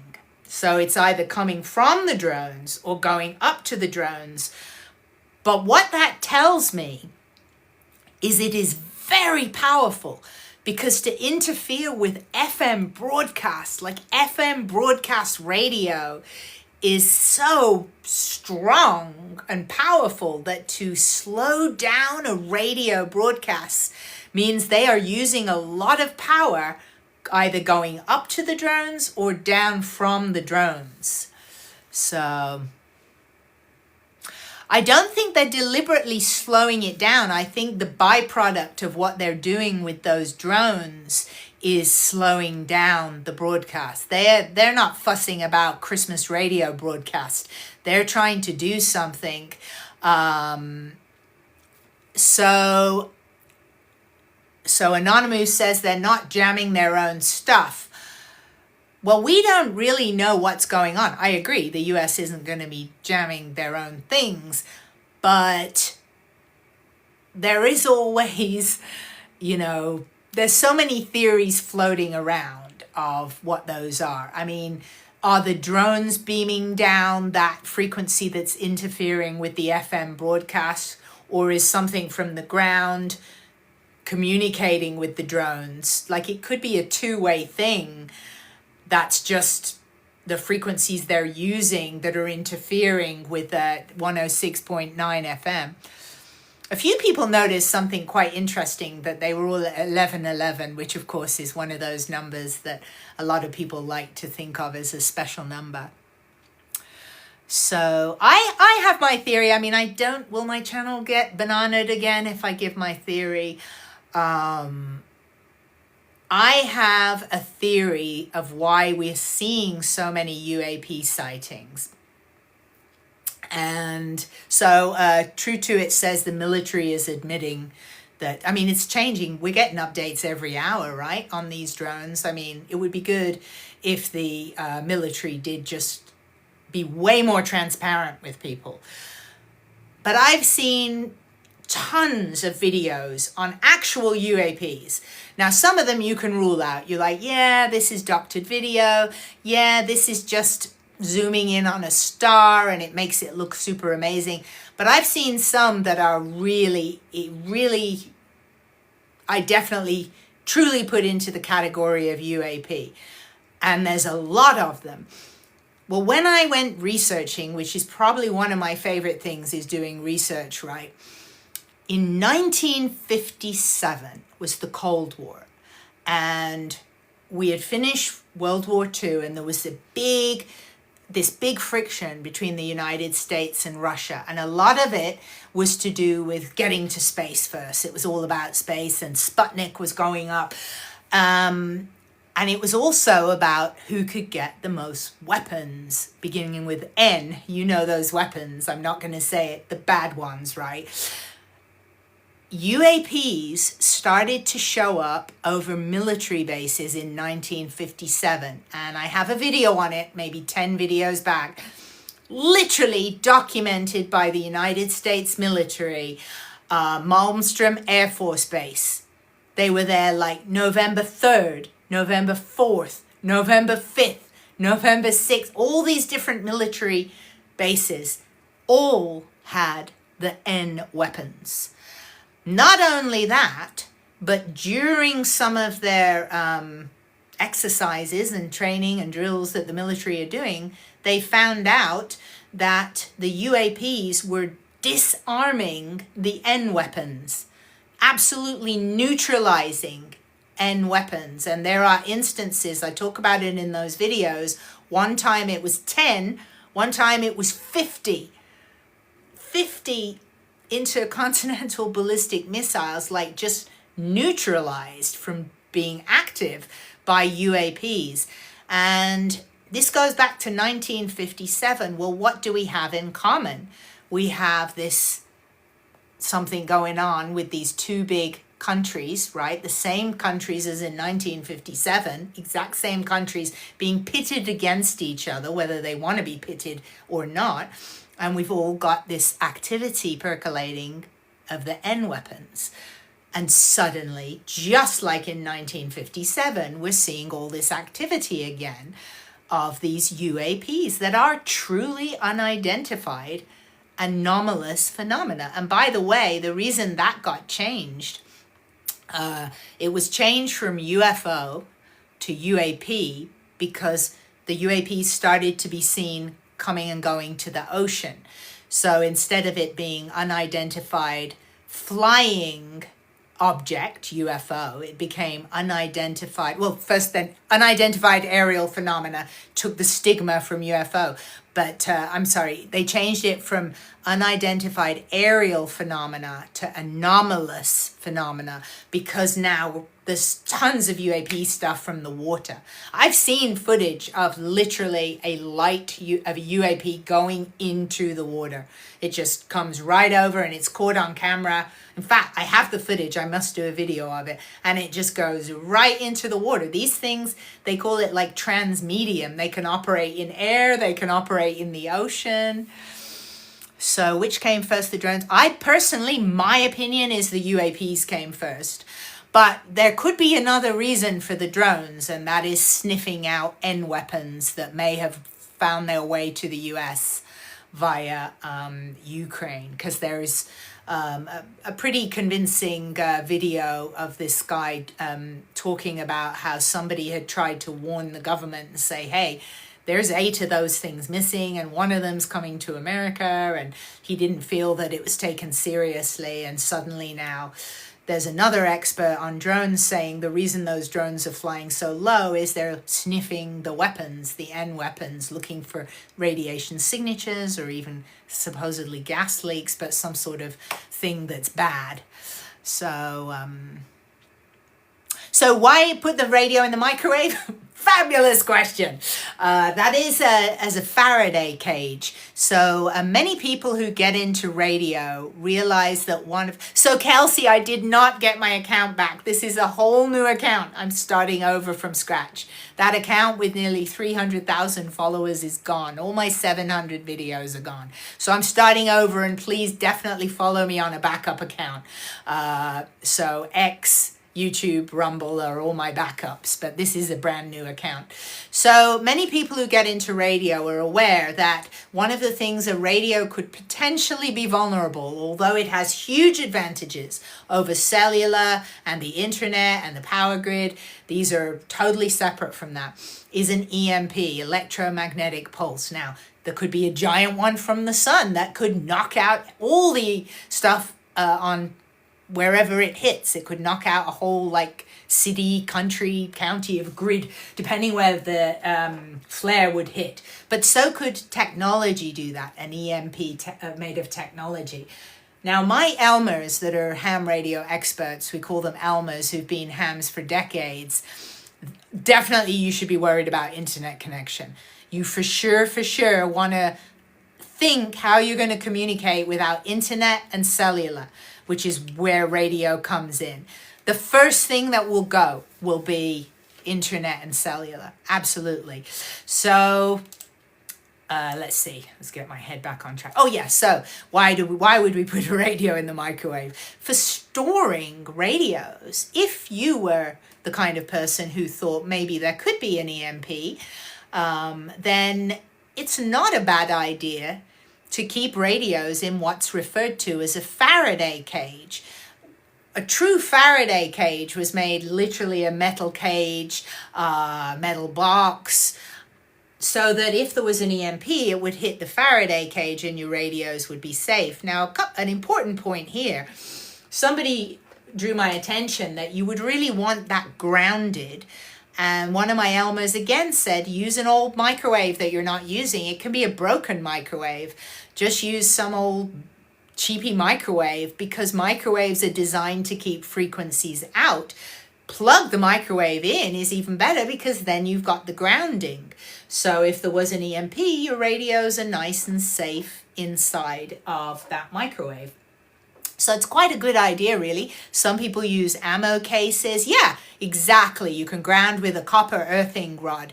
The grounding is a really good tip. So you could, if you're using a microwave, just plug it into the wall and then it's grounded with your house. If your house is correctly wired, and the microwave obviously should have the 3 pins. So one is the ground. And if you're using a metal, like say an ammo case, some people do that. You would want to package the radio in a way that it's not touching the metal walls inside, like, you know, maybe put some foam or something so that the radio is separate from the metal, and then ground the ammo case. And you can simply get a piece of copper wire, and you could literally stick it, like wrap it around the handle of the ammo case and stick it in the ground, you know, stick it a foot in the ground or a couple feet in the ground. Best ham radio to start with for a novice, 100%. I have 2, 100%. These are my recommendations. This one, I believe, is about $40. It's the H3 model in my showcase, Tidradio H3. And then there's a 10-watt one. This is heavier. So everything is a plus or a minus. If you want lightweight, the H3 is lighter weight. But if you want more power and you don't care that this is more heavy, then get the H8. So H3 and H8. You can see one is bigger, one is smaller. I cannot recommend these enough, because not only are they legal for GMRS, which you can apply for right now. We've talked a lot about it in this live, how to apply for your GMRS license, which requires no test and will give you legal frequencies to use and a call sign that your whole family can use. I mean, it's the bargain of the century. So we've talked a lot about how to do that. I will put a video up. In fact, I'll probably post this whole live on YouTube and people can go through it again. But not only are they legal for GMRS, but they're also legal for ham radio, the mother lode. So if you want to just get radio comms, then get GMRS, get these radios, pick one of them, get 2 of whatever you get, because you want to give a radio to someone you're going to want to communicate with, whether it's a best friend, a spouse, a neighbor, a family member. It's not ideal to only have one radio. There should be someone that you have a plan with, even if it's someone in your neighborhood and you're like, let's have a plan that if there was no communications, we're going to check each other's okay. This is the frequency we're going to use. And you do tests every month. Just get them out, take them for a walk and a hike and test the radios. Get comfortable with radios. So get like a pair of radios. These walkie-talkies come in a pair. And those will do up to a mile away. So these are really local radios or for hiking and stuff. But easy peasy, and they require no license. But for ham radio, start with the one of these radios, the little one. I mean, I actually find I do take the little one out with me more because it's lightweight. The little one has one plus over the big one, and that is that it can do air traffic control. So what you do is you go into the menu, super easy to operate, and you turn AM on, and that will allow the air traffic control if you live anywhere near an airport, or if you're traveling. I've had mine on going through Vegas, listening to planes and choppers land in Vegas and stuff. It's just a nerdy thing to do. Both of these radios have the super quality that if you are not in an emergency, you can get a free app on your cell phone that is called OD Master. and you can wirelessly program the radios. Trust me, this does not mean you can't manually program them. These are fully manually programmable. You can, if you have a cable and you want to hook it to the computer, you can do that. It has the cable holes. If you use Chirp, you can use Chirp. But this is a super easy way with the OD Master app to program the radios. Not only, by the way, will that program those radios, but if you already have Baofungs, get this guy, because it will turn your radio into a Bluetooth radio, which again will be wirelessly programmable by the free OD Master app, which is on Android and iOS. So like super, super great radios, but so many features on these and beautiful color screens, not like the old Baofungs. Welcome. Lovely color screens, very easy to operate. You soon get used to it. I'm just like really a fan of those radios. They can scan. They have a scan mode for scamming the the privacy code that repeaters have. They call PL codes. It doesn't mean you're a private. Nothing in ham radios. So these are Tidradios. They're in my link in bio where I bought mine. And they're also in my TikTok showcase, which I highly recommend. You're buying direct from the manufacturer. If you buy them via my TikTok showcase, it's directly from the manufacturer, and their tech support has been excellent for any questions that you have. But they're also in my, so both of these are Bluetooth. They're both Bluetooth. And for example, on this one, all you need to do to enable Bluetooth is you just press, it's super intuitive, just press and hold. So that's going to turn that off, and now I'm going to turn it on again. Watch here, and you'll see the Bluetooth symbol.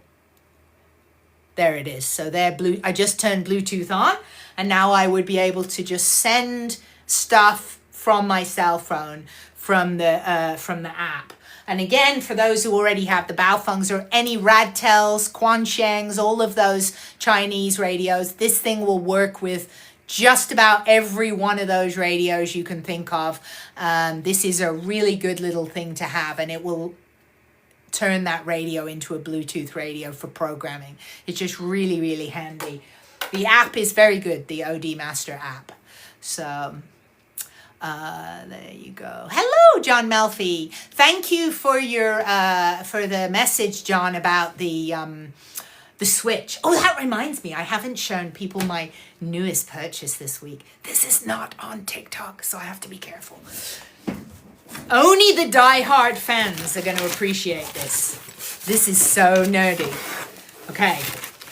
It's by Ameritron, and they don't make it anymore. Oh, look what I got.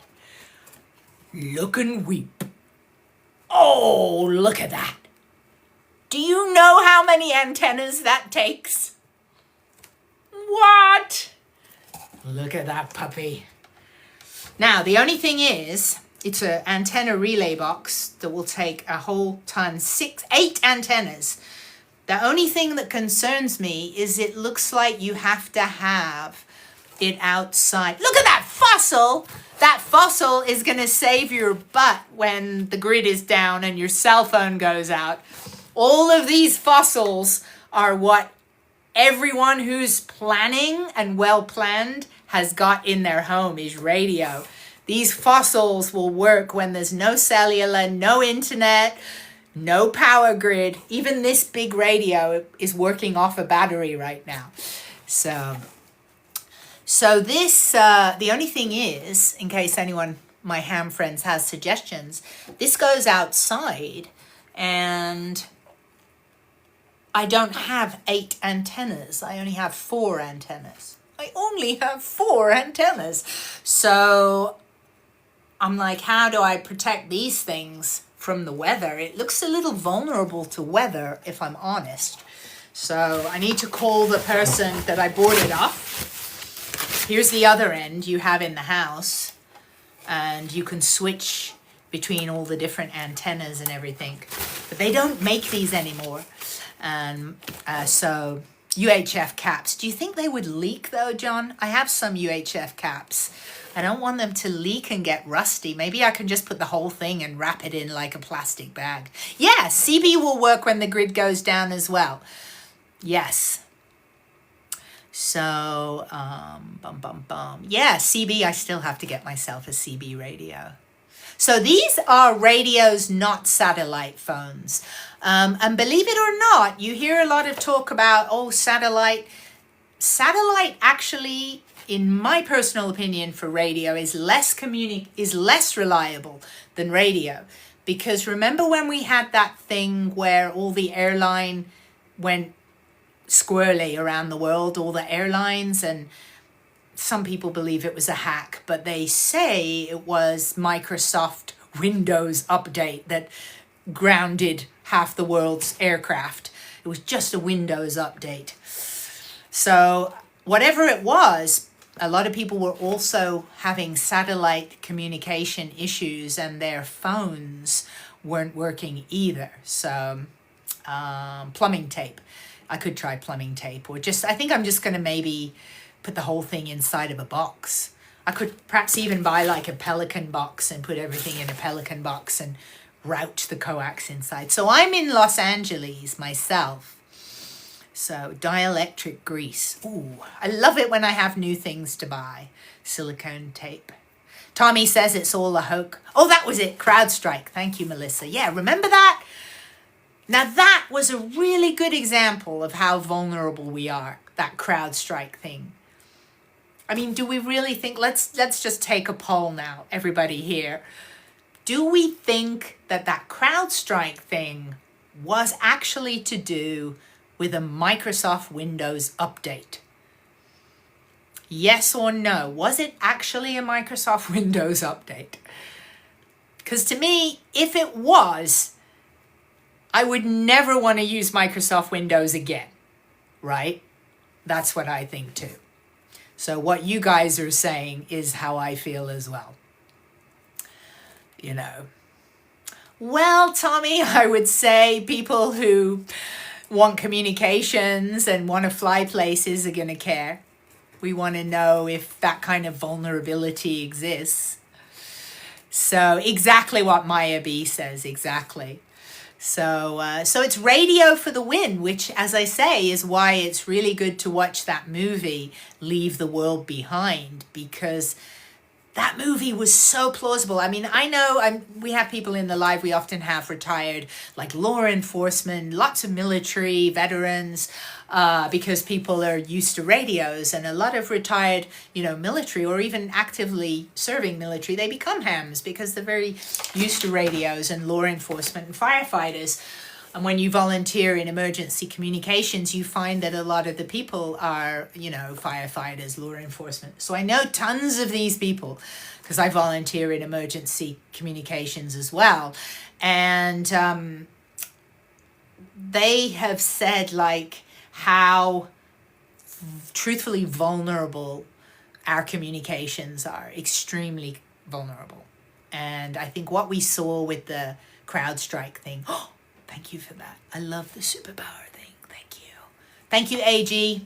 Alpha Golf, I appreciate that. Thank you very much. It's always very exciting. And thank you all for hanging out. This has been an amazing live. We've got 41,000 likes. That's not too bad, is it? But communications are extremely vulnerable, and we really got a glimpse of that during the CrowdStrike. When you've got air traffic control not able to safely talk to planes and land planes, that is very serious. So yeah, I think look what happened with things like lockdowns, and the world is crazy. So people in the pandemic, somebody referred to radios as fossil recently in the live, and I don't mind.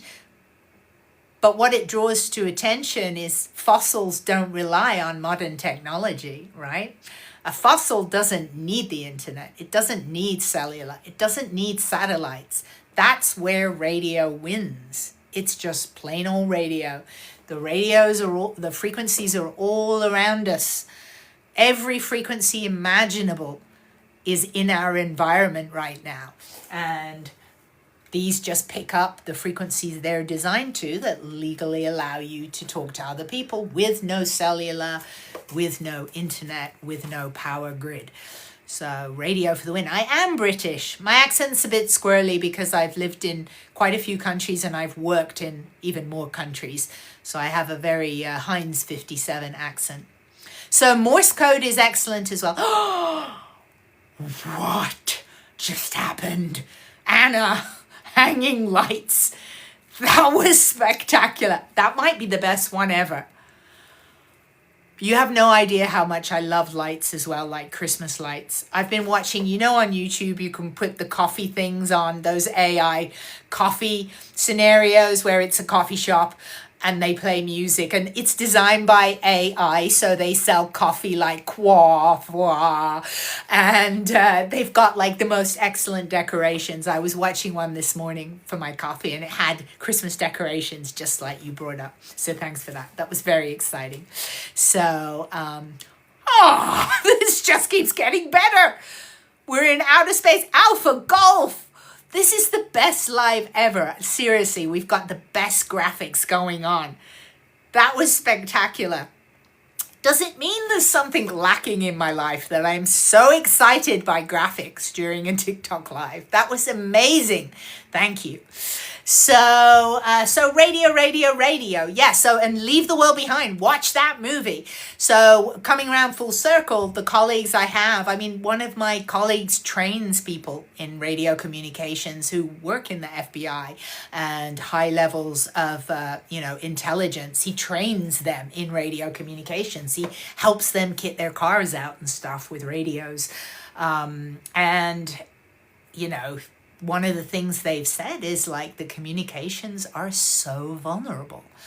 So that is why he literally works so hard, tirelessly in emergency communications so that we can support hospitals. Because let's imagine communications go down for any reason. Think of hospitals, right? Talking to ambulances, telling those ambulances how many spare beds they have and what medications they might have run out. If that's why every first responder, is using radios, So radios, so Maplewood, I'm going to put up some videos and I will probably put this live up on YouTube because there's a lot of information in this live and I don't want to go over stuff. We've gone over it a few times for the people already in the live. But in a nutshell, if you look in my showcase, I personally recommend, I think this is an amazing radio to buy. It's the H3 model. There is a more powerful one, but the H3 is less expensive. If you're wanting bigger, more powerful, get the H8. But if you want the more lightweight, so that's the thing. If you want the most powerful, remember, more powerful is going to push the signal further. So yes, 10 watts is going to be better than 5 watts, but it is a bit more money. But 10 watts gets you much further talking than 5 watts. So, but those are the radios I recommend. Yeah, marine radio has its own set of frequencies. Let's have a look at some. So, Oh, so I got your message, Oklahoma, about 10 meters. I saw your message straight away. And I went to 10 meters and I could only hear, I think the lights going on down the street, but I actually could only pick up one person. Now it was good to this morning, 10 meters. Let's have a look around. Let's have a quick look over here. See if she's put her lights on. See that interference? This is someone's lights, LED lights doing this. Now I could text her and ask her to switch them off. I'm going to try it and we'll see if the interference goes away. I'm just going to say, hey Ashley, comment, by any chance do you have your outside lights on, ? Okay. So we'll see if she turns the lights off and this interference goes away. So don't worry, Robin. It's a whole radio live that we do almost every Sunday. Everything radios and frequencies and stuff. So we're just talking about... So this is interference, what you're hearing. And this is people's... This is some bad lighting that a house has got down the street from me. So now I can go off those frequencies. It goes, in case there's a genius... They're every 47 kilohertz. But I have isolated, I believe. Oh, she says she turned them off. Are they on again? Are they on again? They came on at a weird... She's going to check. If you could check.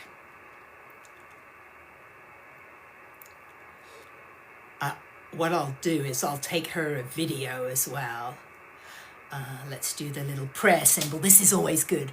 You know, when you want to ask someone to do something highly inconvenient. Could you go and switch all of your lights off? Like, please. So, oh, Josh, definitely like tag me or DM me with that. I love watching all these videos. And I'm just going to take Ashley a video whose lights, I believe, are interfering with this.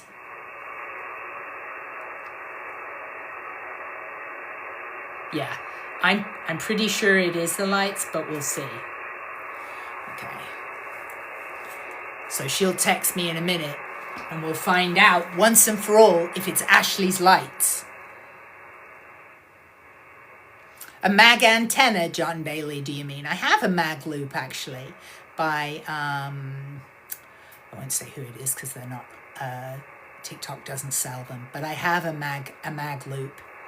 The only thing that makes me nervous about the mag loop is you have to tune it directly on the antenna, and it makes me nervous because then I'm getting those frequencies.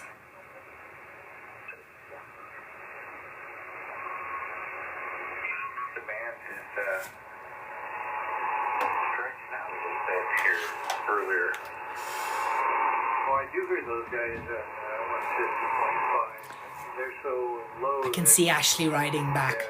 I'm very tense. Looks like they came on, but I just turned them off. Ah! Did it go away? It looks like it did. We'll see if it comes back.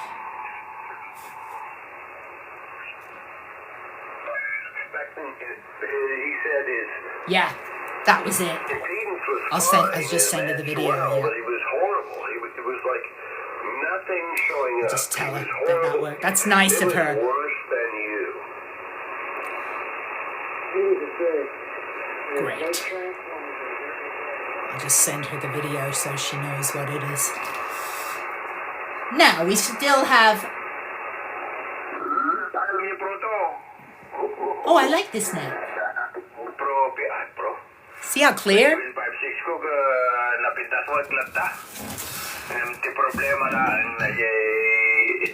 Now, he does a net in multiple languages, which is quite unusual. I think he's from, I believe, the Philippines, and he lets anyone check in different languages, and you just have to say your call sign in English. So I'll see if I can. Snowden, I did hear about people with those sorts of complaints, actually. The J word we will not speak of. So, me, myself. Oh, you got the... Yes, I have that radio. And that, me, myself, that is the problem I have. I'll just grab it here. So that radio, this... I'll just show it quickly because it's not on TikTok. That's the Yaesu FT5DR. It's the only Yaesu I have. Very complicated menu. Not... I don't personally feel it's intuitive myself. Ashley wants to see the after.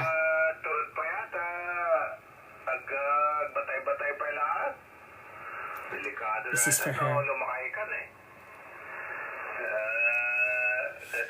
I'll send that to her.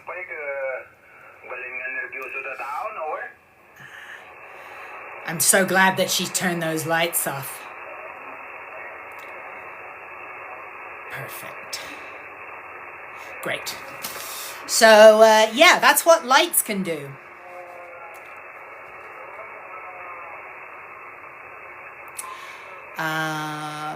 I don't know where he is. I mean, I've talked to people, Vlad. It's not just because of a meteoric shower. I hear him every week. But, whoa. I think I have to show you guys something. I've never seen the moon look like this. Let me see. So you're going to get to see some mess here. Hold on one sec. Whoa, I have never seen the moon like this. Let's see if you can see it. So there's my drum kit. Will it show up over there? No, it doesn't really. It just looks like a UAP, but it's not the moon. What? It's huge. I'm going to take a picture and show you. Do we have a special moon tonight?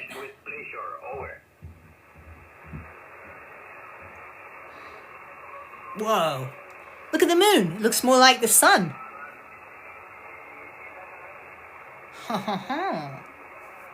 Wow. Sorry, I've just literally never seen the moon looking like that before. So I'd like to check in on this. And what does check-in mean? Check-in means you just throw out your call sign and you make a contact. Did I moon you? Yeah, it looked like a lamp. It's crisscrossy because I have a screen.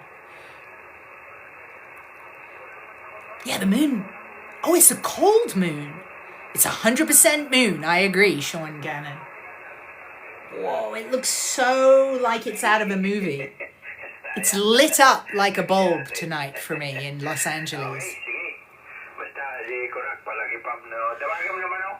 Now he's chatting away.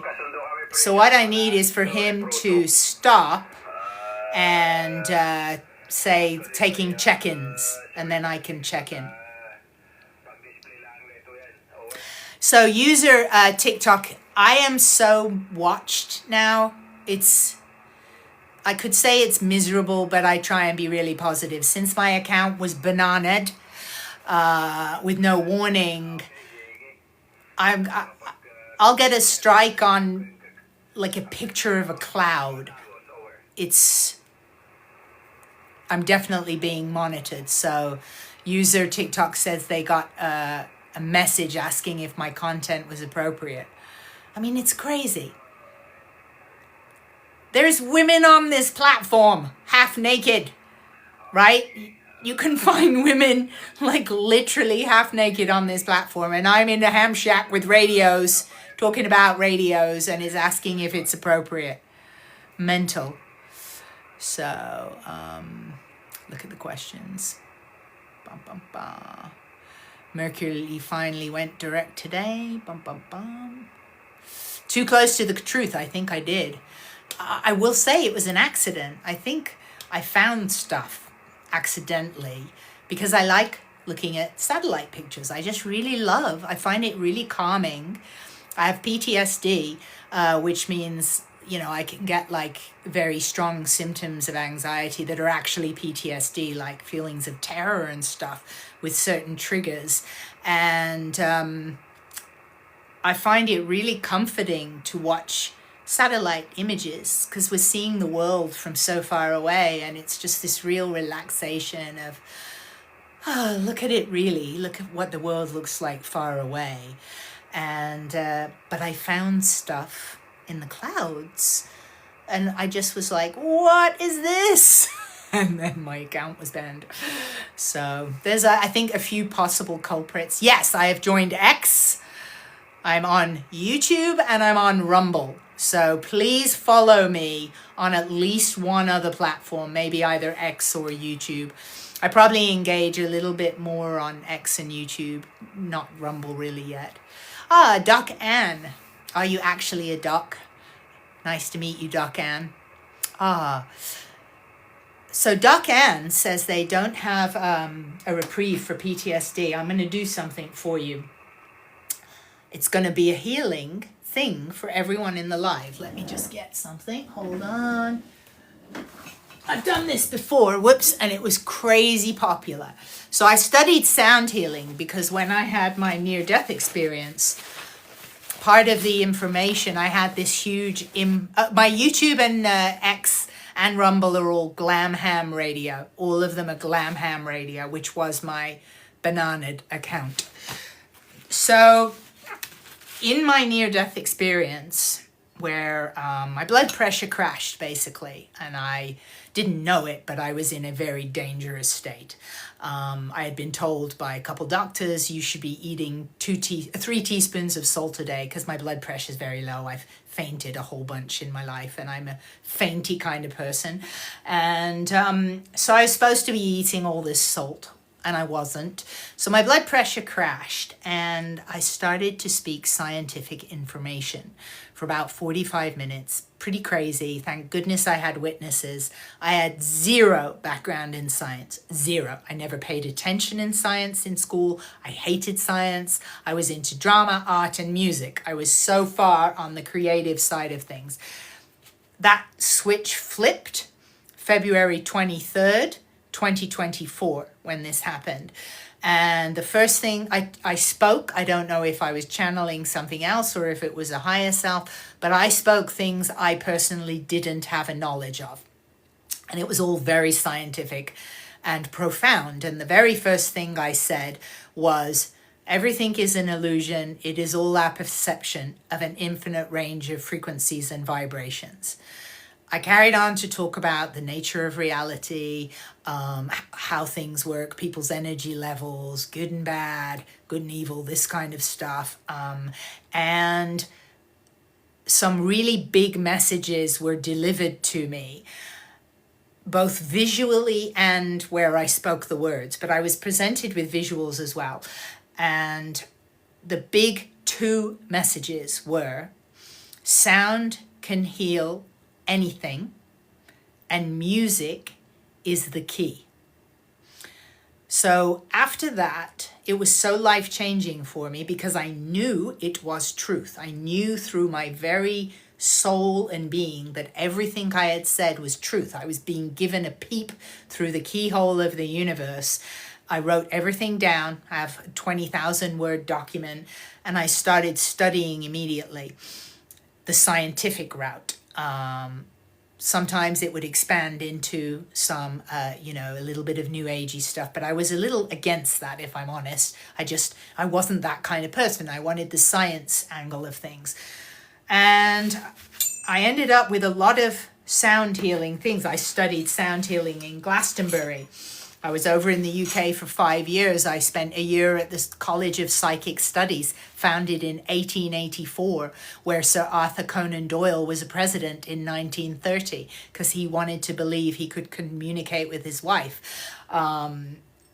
And I studied the frequencies of color in Cambridge. I studied everything to do with frequencies. So in 2020, when I found ham radio, I'd already been 8 years studying frequencies. I had a podcast. It's linked in my bio. It's on my YouTube channel, Glam Ham Radio. All of my podcast episodes.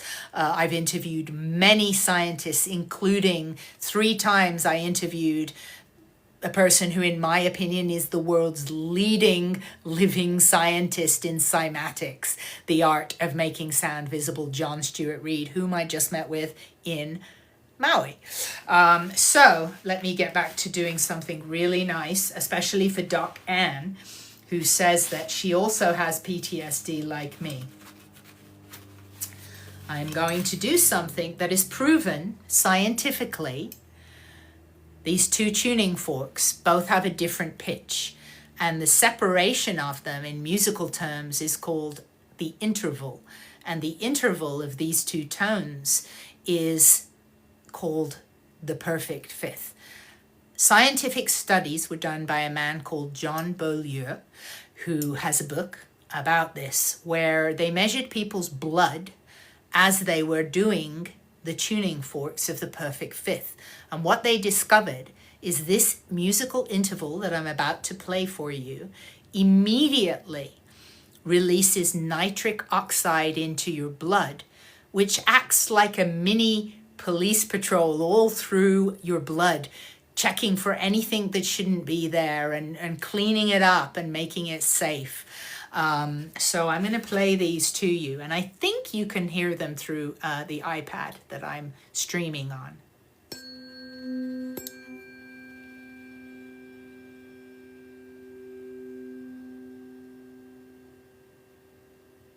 Do you hear those? I'm really hoping they come through. I really hope they come through. Oh, good. Let me do them again. Here's another thing I learned. We're giving off a huge field. It's very interesting that I should wind up in radio in 2020, when from 2012 I had the near-death experience and I learned so much and then confirmed it with scientific research. But we're giving off a field that is quite large. It can be anything from an inch around your head to, it could go the other side of a room. And that field can have gaps in it when you're not well. Oh, it's not going now. It ended. I'll do it again. That field, you can pass the tuning forks, and this is what I studied in Glastonbury in the United Kingdom.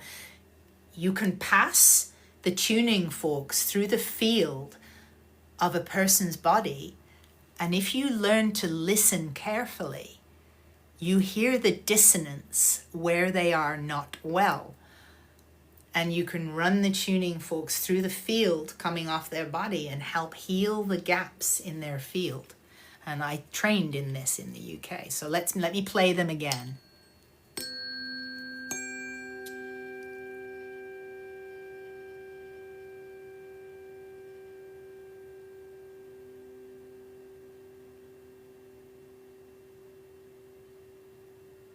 I hope you can hear those. It's beautiful when you, oh my gosh, it's incredible. I'll do it again.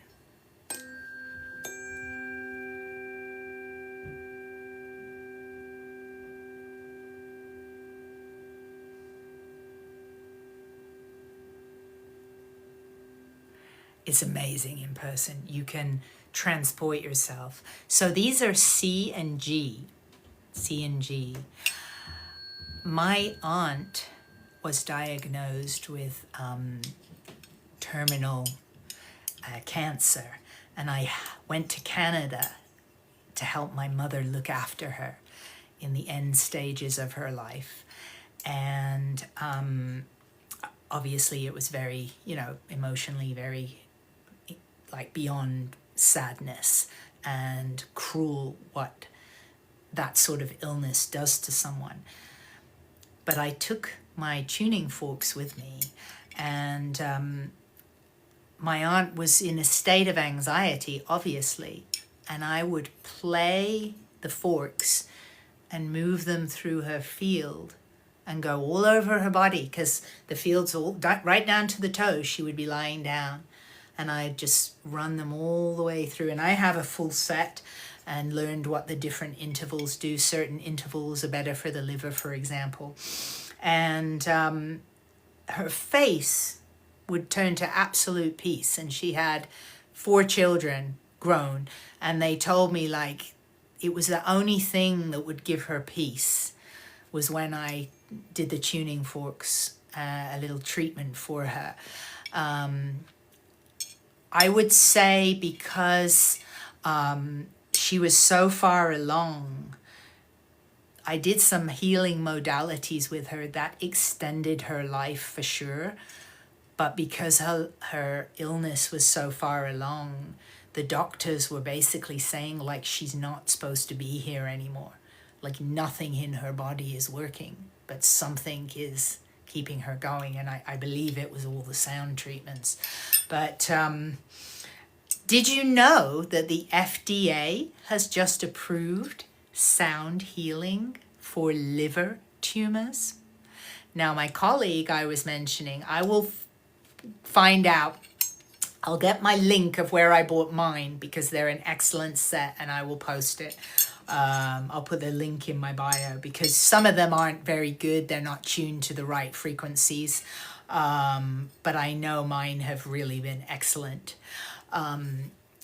So my colleague I was telling you about, John Stewart Reed, he is the sound scientist. I mean, this guy is a genius, an absolute genius. And he said that from when an invention is made medically to when the public gets to use it is about 17 years. And now there is so much sound healing technology. So just last year, the FDA in the United States approved a sound healing for liver tumors. And when I had my podcast running after my near-death experience, I interviewed a sound scientist from Switzerland, Pierre Rubessa, and he had just got approval, and this was around 2013. So more than 10 years ago, he had a machine approved in Switzerland by the government to heal with sound, you know. So all I can say is, in my experience, the big messages, that near-death experience, the big message was sound can heal anything and music is the key. So, oh, that's funny. Johnny says there was someone used them to grow teeth. That's funny. So, yeah, exactly, Jenna, exactly. Did you guys ever watch, what was that show about Purdue? Did you guys watch that incredible show? I think it was on Netflix. What was it called? About the Purdue opioid epidemic. Oh my God, that show was so good. Yes, exactly. I studied a lot about Tesla. I've studied just so much. So I will make it, Poco. I actually have Spotify account to publish on.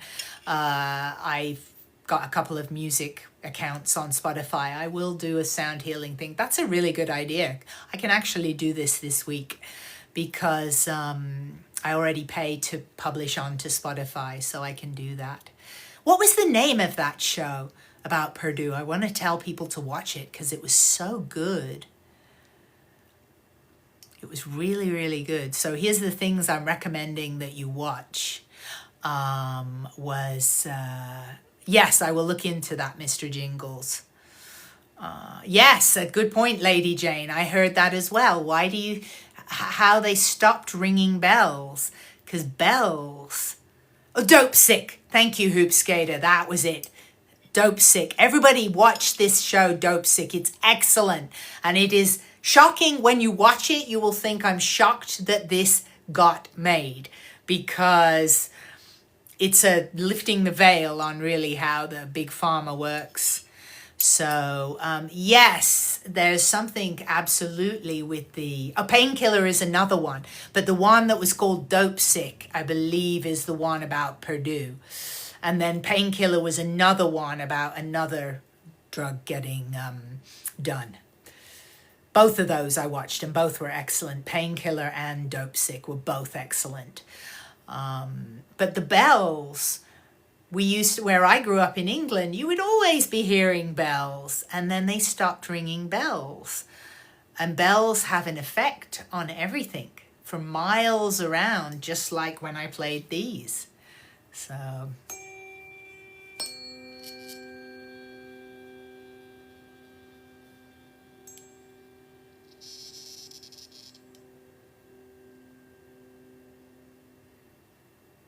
playing you some sound frequencies through the iPad.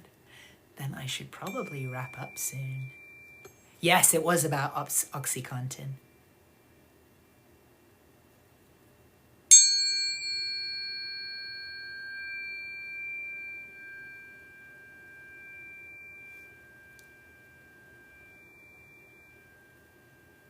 So I'm a huge... I have a little box, so Lobo Squat, Fire Surfer says put them on a box. I have a set downstairs with a little box. I don't think I have something I can put them on here, but they're just beautiful. Yeah, I need to make some videos on this. Thanks for that, reminding me. Yeah, I got bananaed, OG Kill Bill. I got really bananaed big time with no warning. No active violations.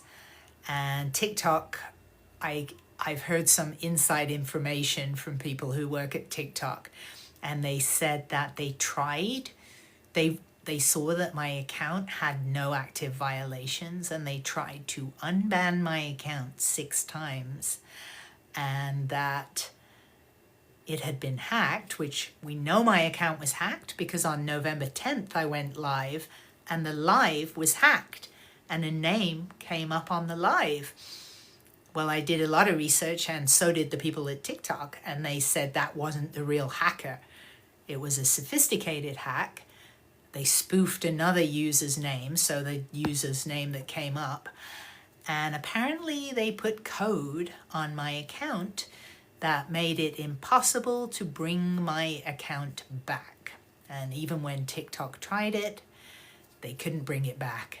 And guess who they said they believed did the hack? And this is people working for TikTok. Yes, it begins with a G. So, kind of a little bit uncomfortable. So, yeah, that would be it, Johnny Montana. Yeah, so it's a bit nervy, but I'm now on 3 other platforms. I'm trying to be as good as possible on TikTok. I think I know the sensitive trigger points. This platform definitely doesn't like anything about weather modification, even if it's absolutely factual. Like if you show NOAA's website and that kind of stuff, even things that are publicly available. Everything I've showed has always been publicly available. But then I think I stumbled upon some technology that is not for all eyes, basically. So, because I like looking at satellite images, I just love looking at satellite images, and I found some stuff and made a video of like, what is this? And then, so, there you go, some intel. Well, I even said, which G do you think it is? Like, and they just said, I think probably the US. But I even wondered if it maybe was another country's, because, for example, let's say a ridiculous thing that clearly is for entertainment purposes only, right? What I'm about to say is ridiculous and just clearly a bad joke. Let's say I found something in the clouds that was huge and unnatural, and I made a video and it got a strike and then the account was banned. Well, what if the crazy shape I found was another government's technology? What if that was what happened? So that crossed my mind, you know. It was like, what if it isn't from, hypothetically, what if the giant stuff in the clouds wasn't the United States? What if it was another country? And maybe it's that other country that banned the account. But I definitely wasn't trying to, like, I'm not one of those accounts that's, you know, brave like that. I don't want to be breaking all the illegal kind of things. I just happened to literally stumble on some stuff and made a video of it. So, but I did put those videos on X, so get them while they're hot. So, we've had great chats about the drones in New Jersey. Yeah, I think there's drones. I think there's UAPs out there. I absolutely think cloaking is a thing. There's plenty of cloaking stuff. So, so my name on X, YouTube, and Rumble is Glam Radio, which was my former account where I had nearly 300,000 followers. So, I think, yeah, we definitely want to be, so OG Kill Bill says about satellites going down. Again, I talked about that, how we've already had some failures of satellite communications, so definitely don't be relying on your cell phone. I do really encourage everyone to get into radio.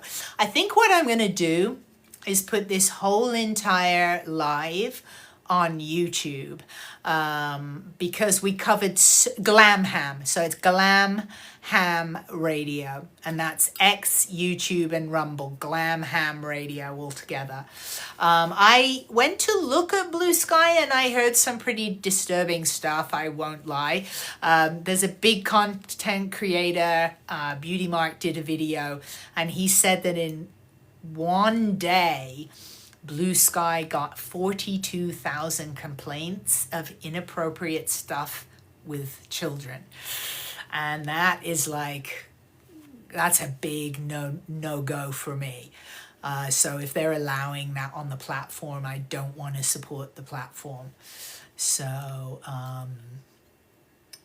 I do have that OG Kill Bill. I have that exact thing, what you just said, is linked in my bio. So yeah, it's literally in the bio. It has all the gear. It's got discounts on so much radio stuff. My favorite antennas by Alpha Antenna, and you get 8% off those.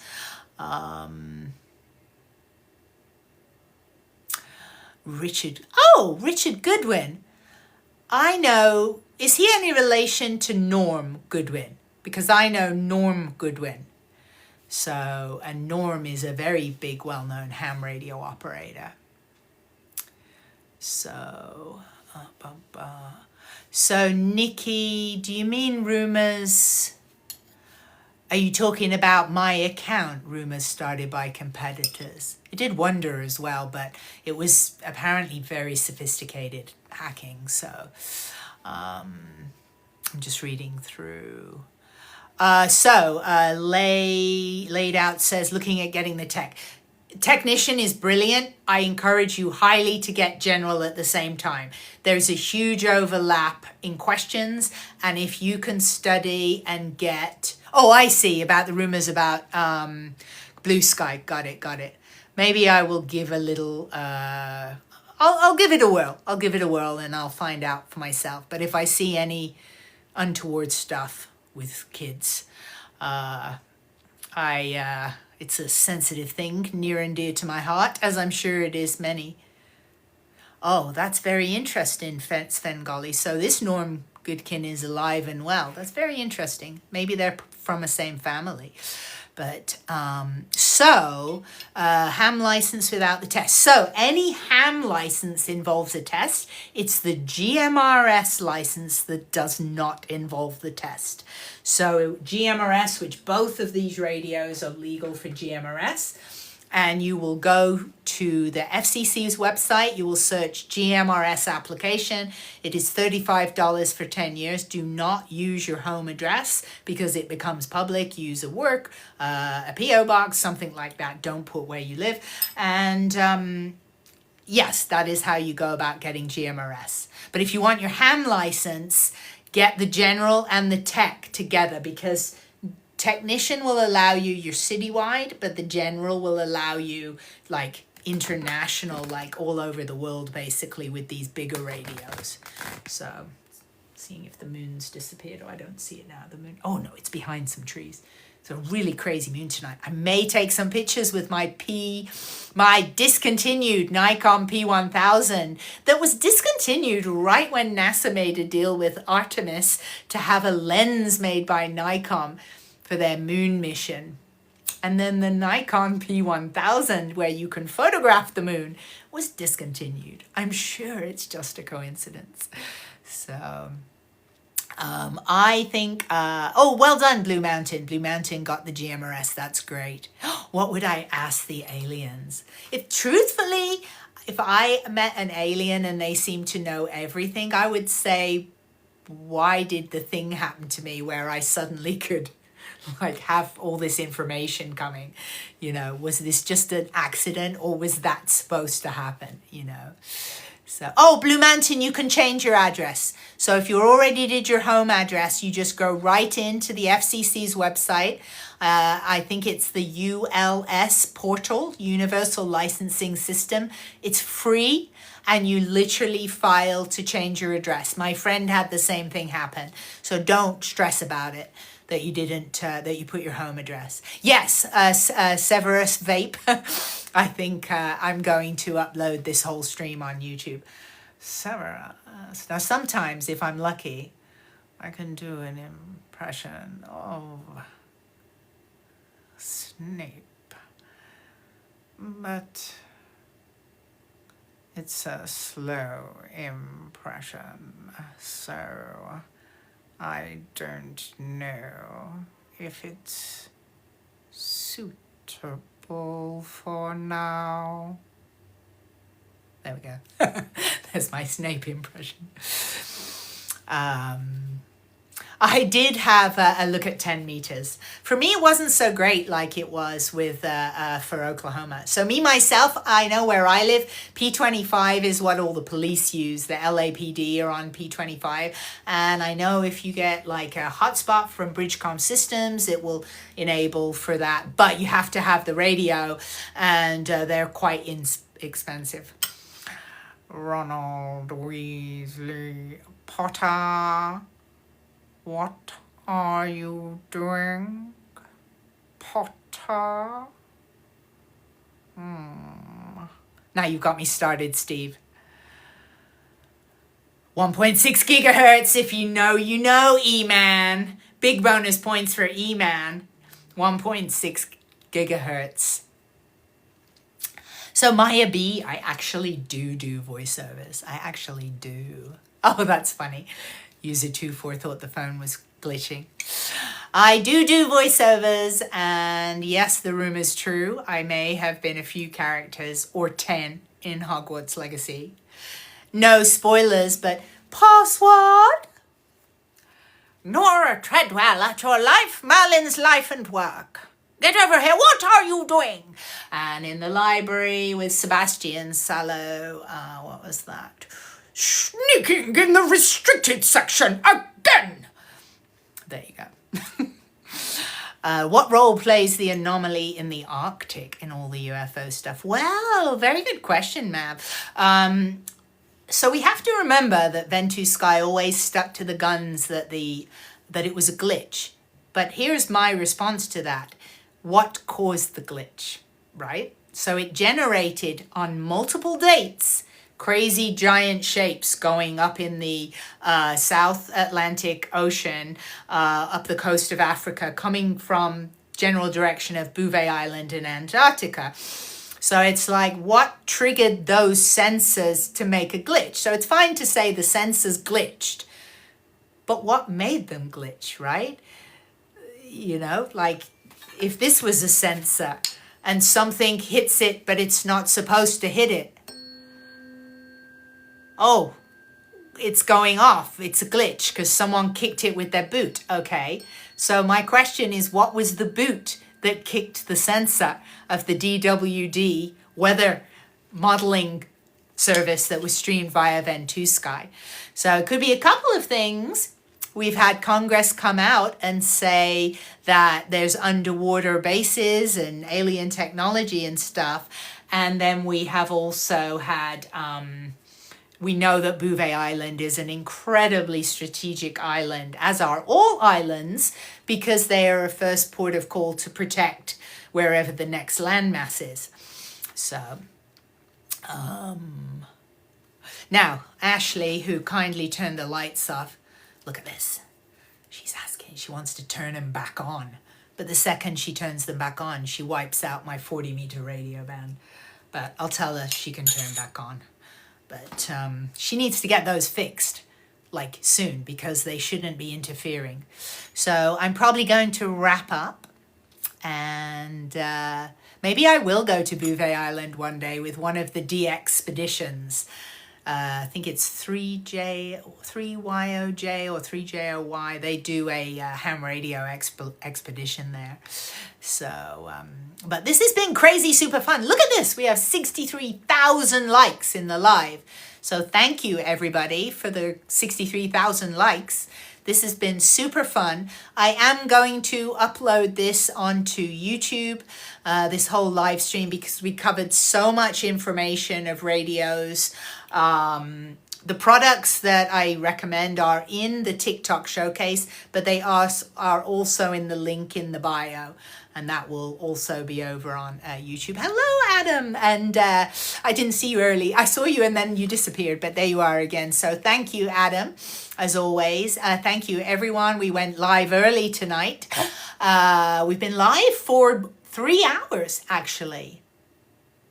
Oh, no, 2 hours and a bit. I still haven't corrected my clock, but this was super fun. So special shout out to all the people who've helped me answer questions for radios. So thank you, Steve Summersell. Thank you, Ronnie. Thank you, Adam.